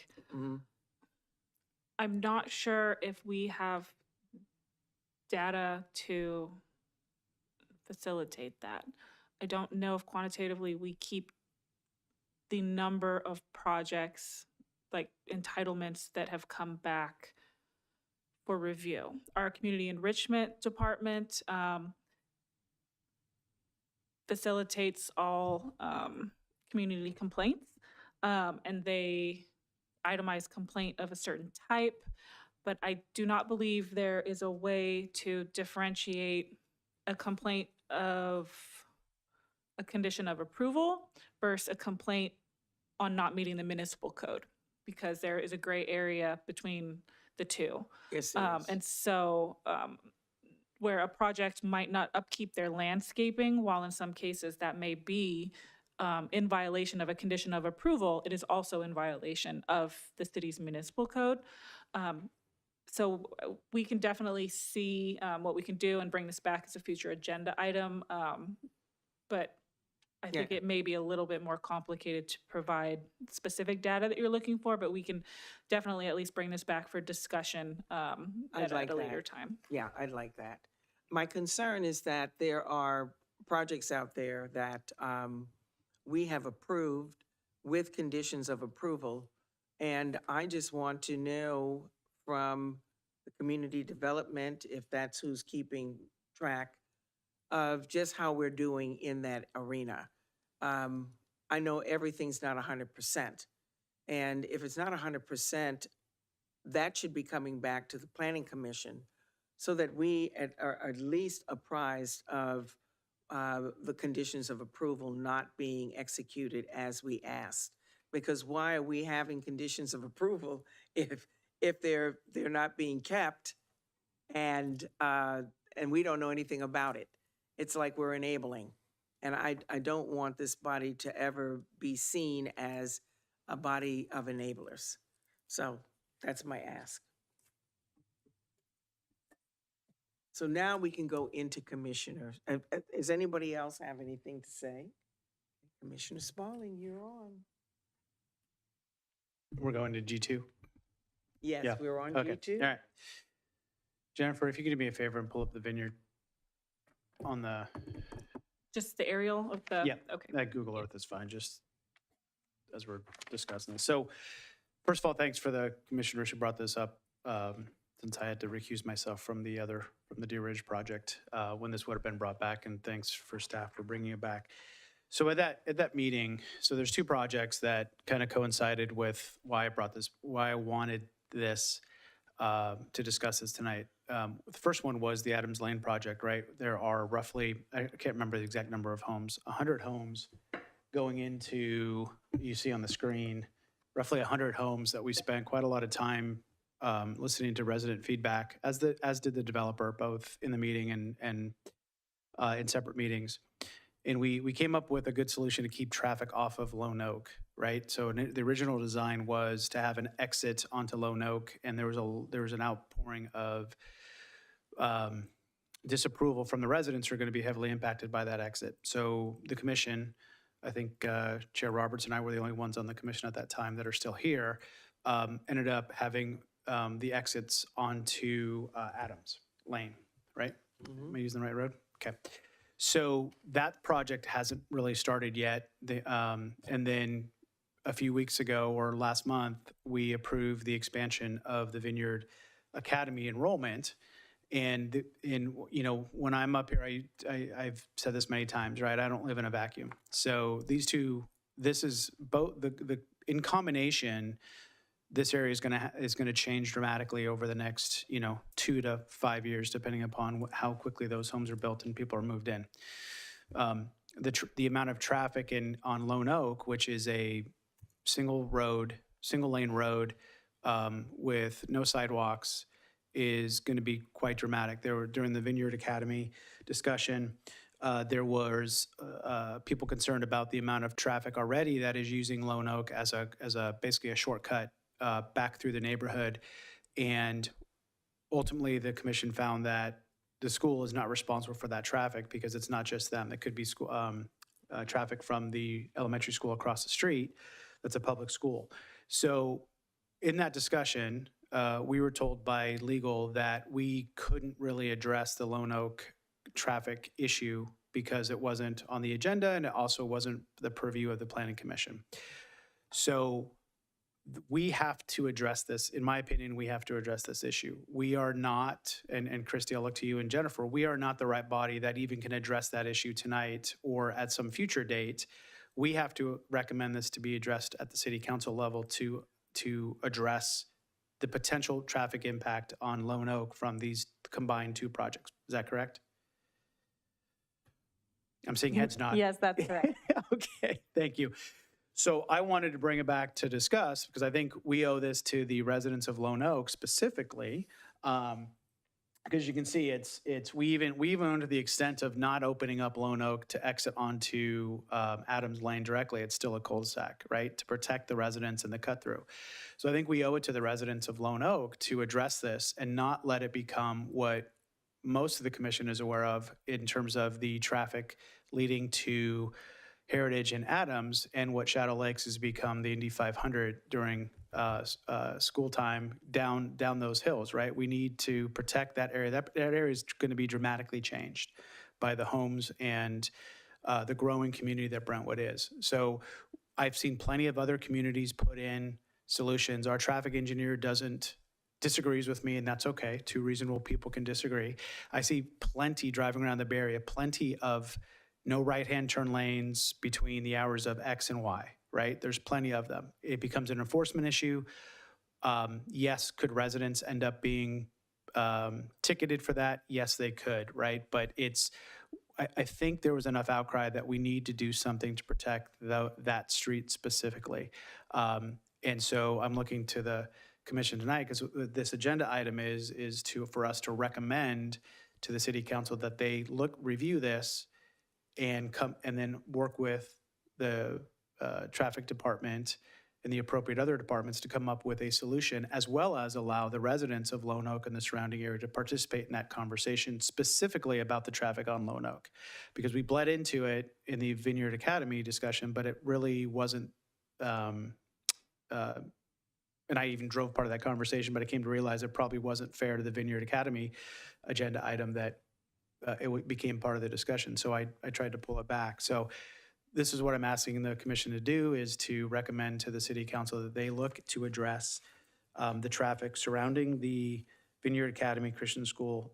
The agenda item says Grand Street and Adams Lane, but Lone Oak needs to be added if that's possible, because I think that's the street that was of most concern that day. So thoughts from the other commissioners? In addition to potentially Caper as well, because that's a thoroughfare that extends back to O'Hara, thus completing the cyclical loop from Grant all the way back to O'Hara. I know that we call that Lone Oak. Caper is yeah, it's the east-west street. Yeah, it's kind of the bottom of the page there, yeah. So Gracie Lane, Lone Oak, and Caper? Yeah. Yeah. Yeah. Yep. And I mean, not putting the solution in, because to me, it seems like it's a fairly easy solution, which is no right-hand turns on Lone Oak during X and Y hours. It's a pretty simple, that solves it, because there obviously has to be normal traffic during normal times, but the impact, what my thought was we have to address the school traffic and the people cutting through during these condensed hours where there's unusual traffic levels, in the neighborhood. And it's only at a specific hour in the morning and an hour in the afternoon.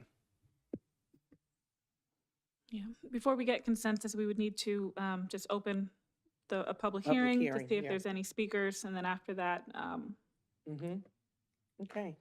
So at this time, are there any more clarifying questions for Commissioner Sparling?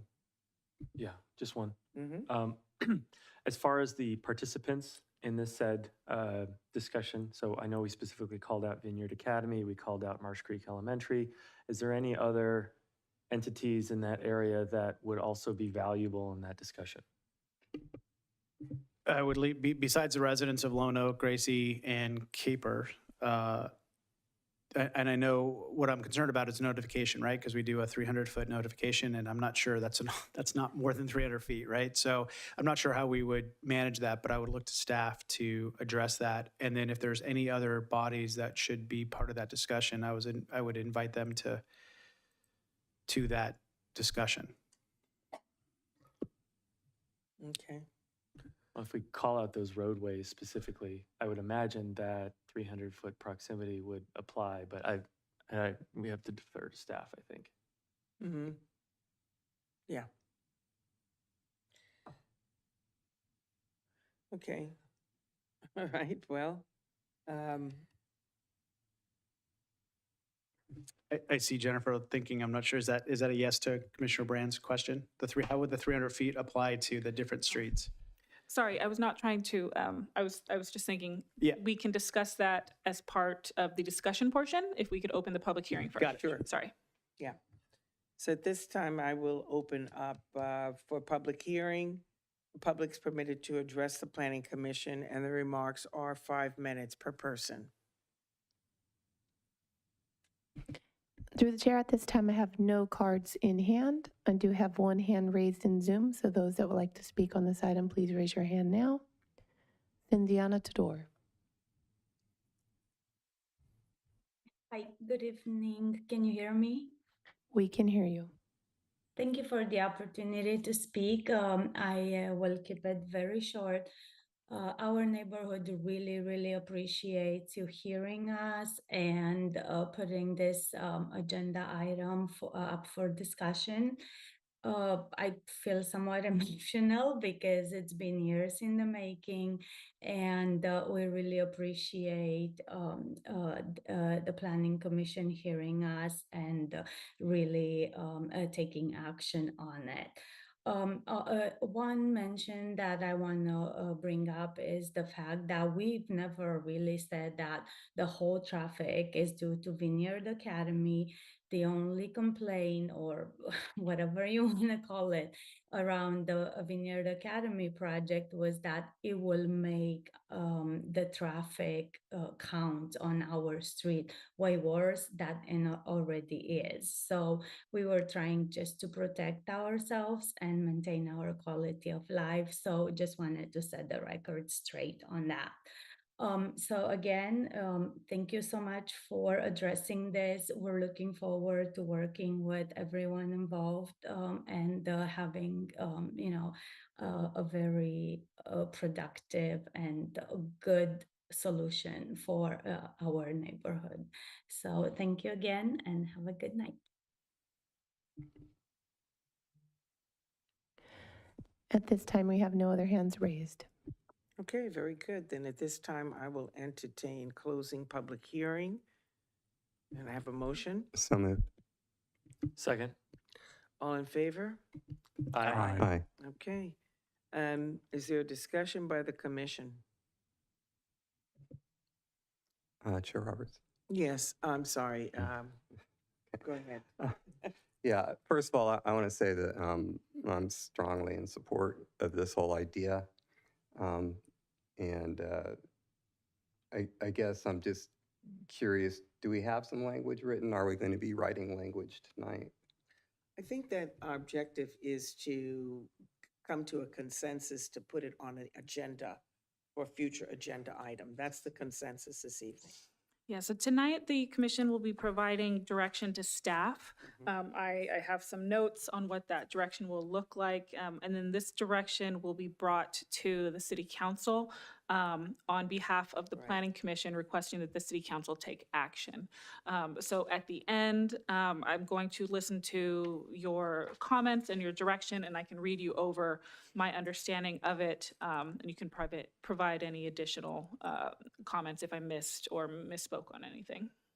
Okay, so we just want to make sure then that we get everything on the agenda that we want to be able to discuss, because we don't want to get into a situation where we want to talk about something and cannot. So,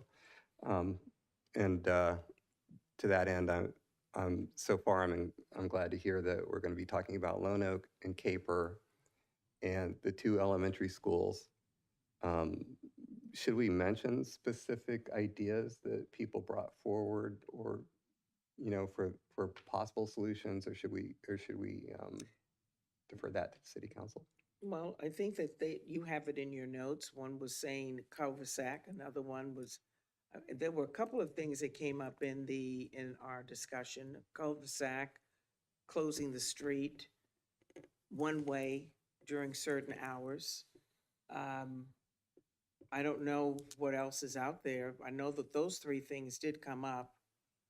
No right turn on Lone Oak off of Grant. At certain hours, yeah. And I certainly wouldn't, I think we can put forward our thoughts, right? Because all of us were at that meeting where we talked about a number of things, but I also wouldn't want to limit it to those things either, right? Because what we didn't get that night was the community that lives on those streets feedback of a solution, right? There was a lot of commentary about the traffic, right? Wherever it was coming from, and that it was too much and that this would just make it worse. So we certainly can suggest some things, but as long as we have kind of all other ideas that can be brought forth by the community, traffic engineer, and staff to address the issue, because I don't even think this is going to be an issue tomorrow. This is going to be an issue that gets worse as that development gets built out in Vineyard Academy, if they do end up getting to 250, right? And as the elementary school across the street continues to gain enrollment as well, right? So it's going to be a growing problem. I want to get in, my intention is to get in front of that problem. I don't want to wait till it becomes Shadow Lakes and American Avenue, because that gives me PTSD on that whole situation, right? And so this, to me, is one of the reasons why I wanted to get involved in, planning, is to actually come up with solutions. The state is taking away some things we can do. This is within our power to make it better for the residents. We need to plan for current residents, and we need to plan for future residents. I think we do a good job for planning for future residents. I don't know that we always do a good job planning for current residents, because sometimes we don't have a choice. And this is something that is an easy win for the residents of primarily Lone Oak and Gracie. Capers, I'm not as confident that it's as big of a problem on Capers, but because the road expands. But certainly, I think we need to solve this problem. Yeah, I totally agree with that, and I agree the primary focus should be to make sure that the community is involved. Yeah, I think it's important to articulate the sort of collaborative nature of this agenda item. We're looking to pull in a number of entities, including the residents of Lone Oak and Gracie and Caper. I think this is the way we find fantastic solutions to alleviate some of the difficulties that we do see, not only now, but as you pointed out, in the future as well, right? We're talking 5-10 years from now. Definitely looking forward to discussion. I do agree that having some type of language in which maybe we comment in there and say something to the effect of, but not limited to, so that we keep it open-ended, that might help immensely. Thank you. Commissioner Johnson. I strongly agree with the commentary where we were when we met last time. I think we should highlight some of the comments we saw or heard, and hopefully, I think the solutions are relatively simple, to be honest with you, that they can make very easily, but that's what I would say. Well, okay. Well, I've heard a couple of solutions. I like what you've indicated, that it includes but not limited to, so that we leave the door open for others to participate. And that could be from the schools to the residents to staff or whomever.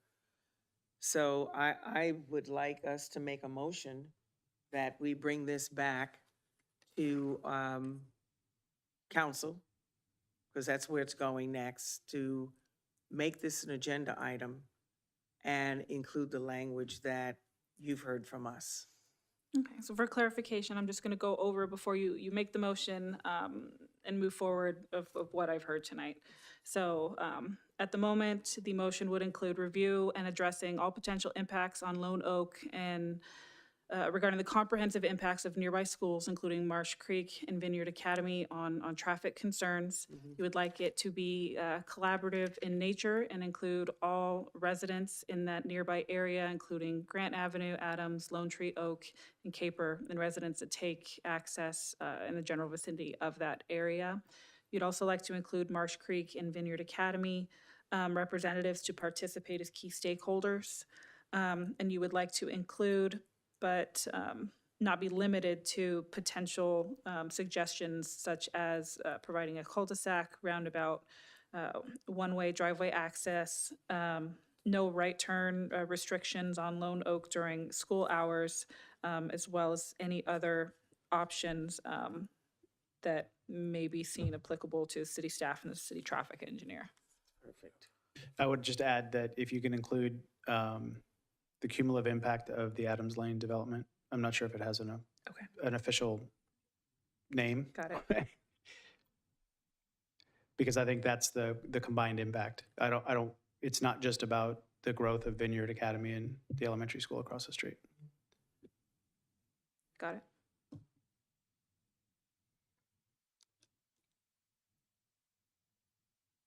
And if you can also specifically mention Gracie Lane, because Gracie Lane was not mentioned. They're not as directly impacted because it is a cul-de-sac, but they are residents that will have to go out that way, right? So I don't want to forget about them.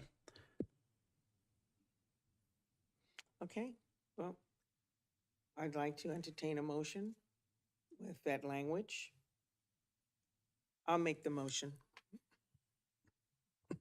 I make the motion that we bring this back we bring this to City Council for an agenda item with the language that you have put in writing, according to Jennifer Hagan.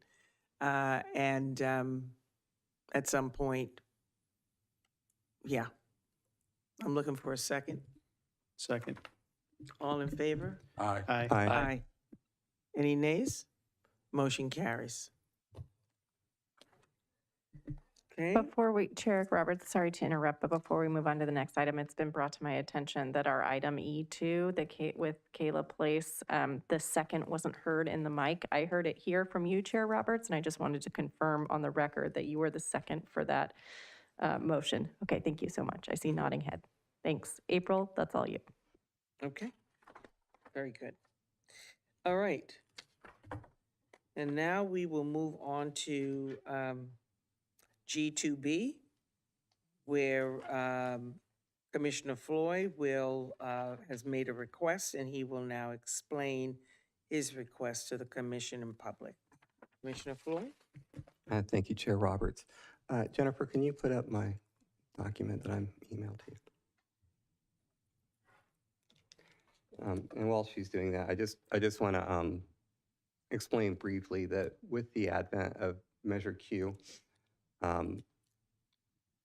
we now have major open spaces in the city, and we don't have adequate rules and regulations regarding those open spaces that are privately owned. I have just some ideas that are just examples of things that could be looked at in the municipal code and the general plan. And I'd like to present those ideas to the commission. You can see I wrote kind of a lot. I'm a wordy person, but I'll try to make it not too painful. But I'll start with the right to farm, which is Chapter 801 in the Brentwood Municipal Code. And this chapter was written with the intent to protect farms from nuisance complaints when a non-agricultural land use is placed into or adjacent to agricultural areas. So the idea is simple. Farms shouldn't have to shut down or alter their operations just because a new development or business comes in. It's just common sense. It's not clear that this only applies when the non-agricultural use is built in a currently agricultural area. With Measure Q, now you can put an agricultural area possibly into a residential area.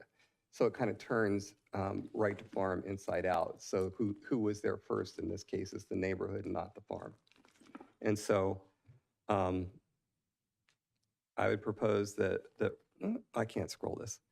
I have it on paper anyway. I would propose that right to farm provisions need to be studied and amended so that if a new farm would not be a nuisance to the existing residents. In the same way that residents can't complain if they move in next to a farm, I think that if a farmer moves into residence, they can't complain if they need to be considerate of the residents. So I just think it's two sides of the same coin. So I gave an example, section 801.110, which is the agricultural buffer area. And it provides, again, very common sense for a buffer between the agricultural and non-agricultural uses in certain conditions. And again, it's kind of, if you're going to build a development next to a farm, you need to put a buffer, and that needs to go, where you're building, not you don't make the farm put it in. But at the same time, if the farm comes into an existing development, well, like there's no place for the residents to put a buffer. So maybe the farm would put a buffer. So those kinds of things. There's another example. There's a syntactical disagreement between 810.010, which specifies the purpose and intent of right to farm, which is a good read, by the way, and which basically just kind of implies that this is just disruptions of existing farms, existing agriculture. And section 810.30 that talks about both present and future agricultural operations.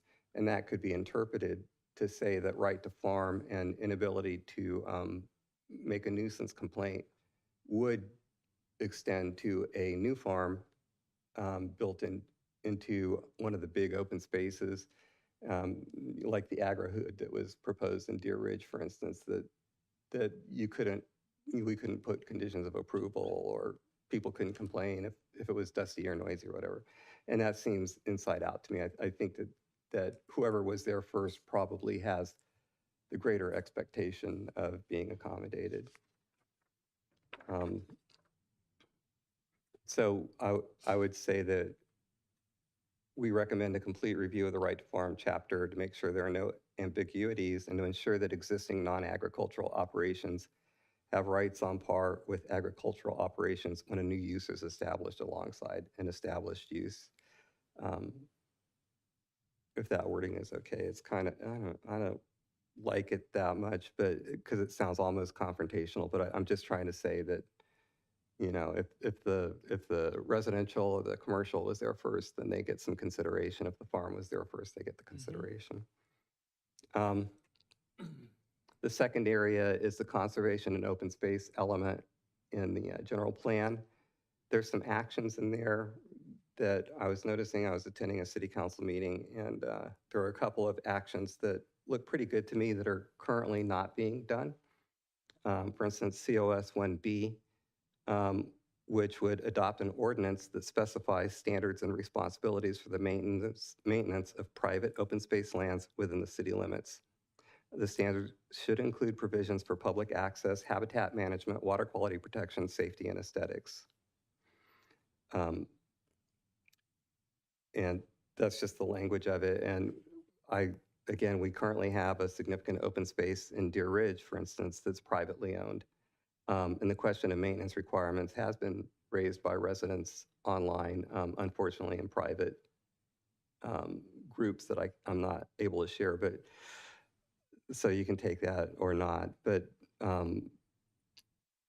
there are some questions about what are the responsibilities of the private owner. And right now, it's not a huge issue in Deer Ridge. We have Macaulay Investments is taking care of the land pretty well. So it's not like something immediately onerous or anything, but it is something where there was a situation in the past and people weren't sure who to call. And they weren't sure what would happen if they called the city. And it's not clear. Most of the zoning ordinances apply to commercial and residential. There's not a lot for open space, which is why this action is in the general plan. It just hasn't been implemented yet. And it's estimated that it would take 30 hours of staff time. So I think it is something that might be doable that we could recommend the city council would look into. And then there's another one, COS 2C, that would amend Title 17 of the Brentwood Municipal Code, 17 is zoning, to include specific agricultural buffer requirements for residential and sensitive land uses, i.e. schools, daycare facilities, and medical facilities that are proposed near existing agricultural lands in order to protect the associated agricultural operations from encroachment by incompatible uses. So again, even the right to farm has kind of left some of these cases out. And the buffers, it talks a little bit about what the buffers would look like. But again, I would suggest that they go ahead and move on that action, and also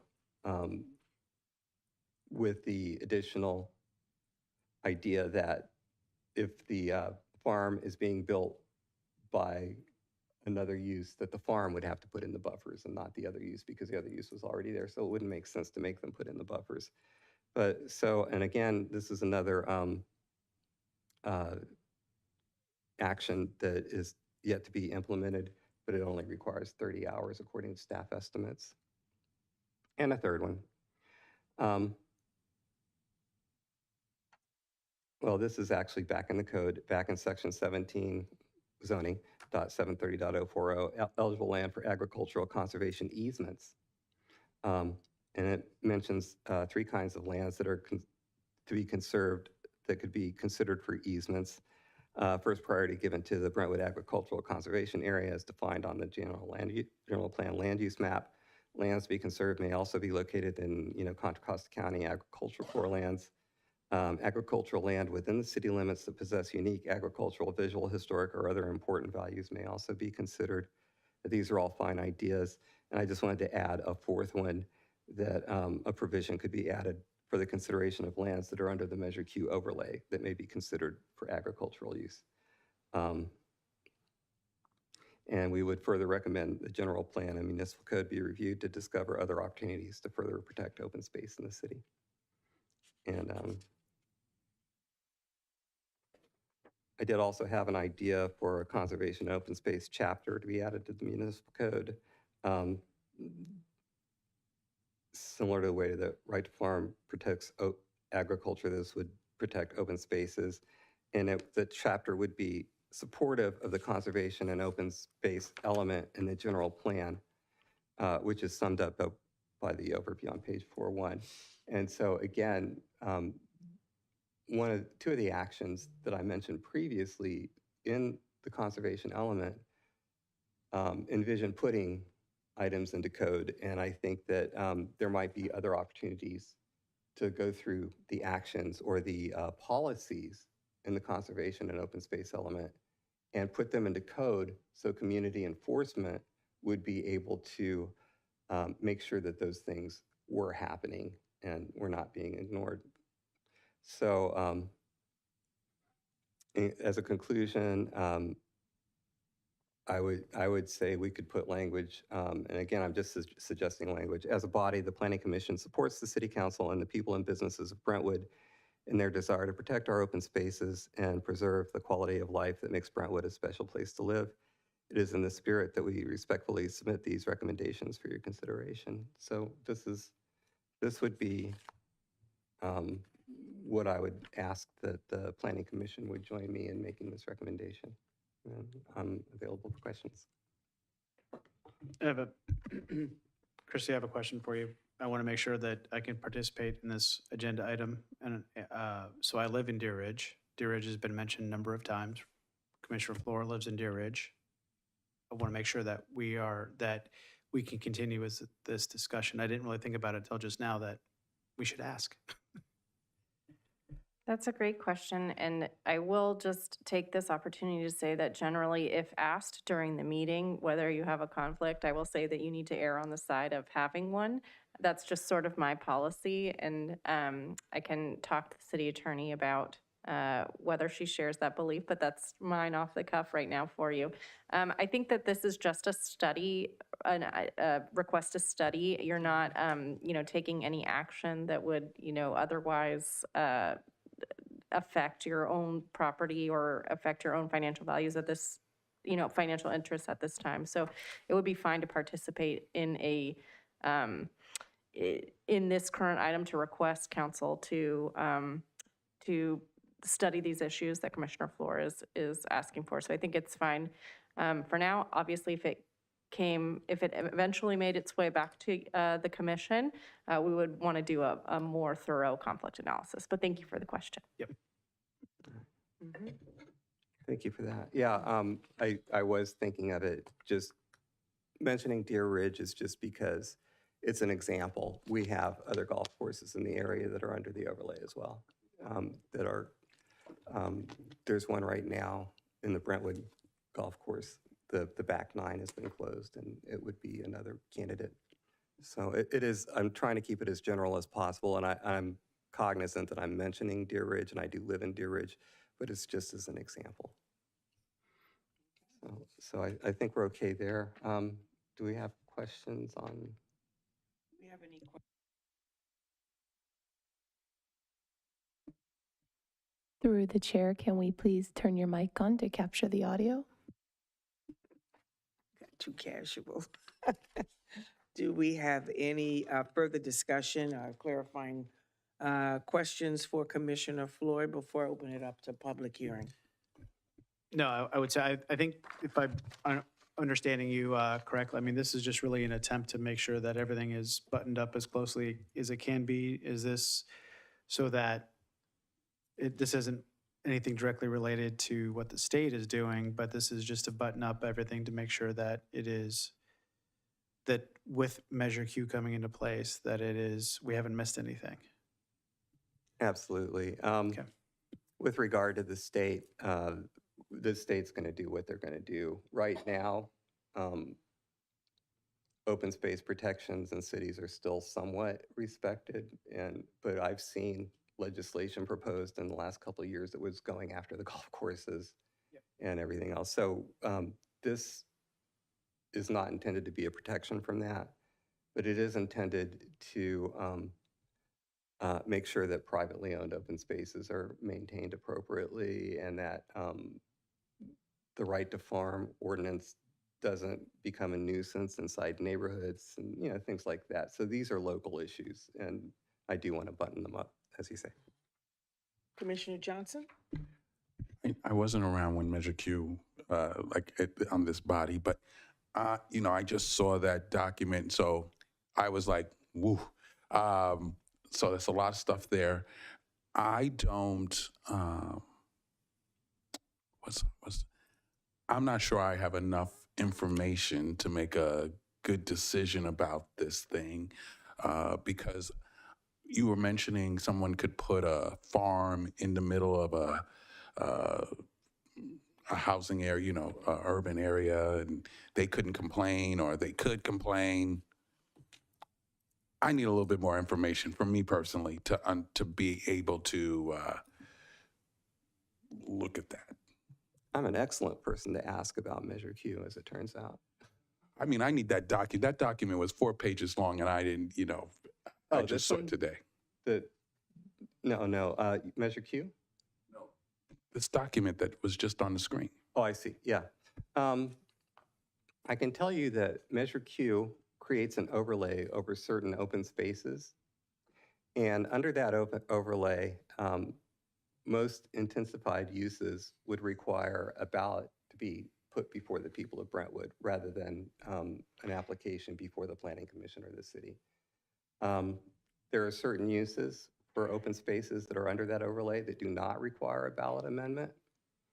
And among those is agriculture. So where we have, for instance, closed golf courses, or even a large park like Miwok Park could be theoretically farmed. And Measure Q, this is a deficiency that's always existed in Brentwood Code. We just have never really contemplated privately owned open space before. But Measure Q kind of highlights that possibility in a way that we've never really looked at it before. And so what I don't want is to have any kind of unintended consequences. So right to farm basically is a chapter in Brentwood Municipal Code in Chapter 8 that says if a farm is there, you can't go build a neighborhood next to it and then have all the neighbors complaining about the dust and the bugs and the noise and the hours of operation. No, the farm was there. Let that farmer farm. And I totally support that. And there's actually county regulations as well. So I'm in support of all that. But now we have a situation where somebody might build a farm in a neighborhood. That was actually proposed at one point in time. In that situation, there still needs to be buffers, but the buffers would need to go on the farm because the neighborhood's already built, so they wouldn't be able to start tearing down houses to put in a buffer or anything. So it's just that. It's just saying, the part about the farming is just saying, if a farm gets built in the middle of a neighborhood, like on a golf course, on a former golf course, that right to farm wouldn't necessarily protect that farmer from having to obey some noise ordinances or whatever came up because they weren't there first, the neighborhood was. Okay. Chair Roberts, if Commissioner Flohr is done, which I think he was, before we do more discussion, could we open the public hearing? Thank you. Public comment. Yes, that's what I was getting ready to do.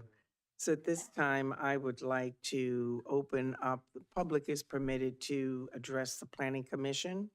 Remarks are limited to 5 minutes on this item. Through the chair, I have no cards in person.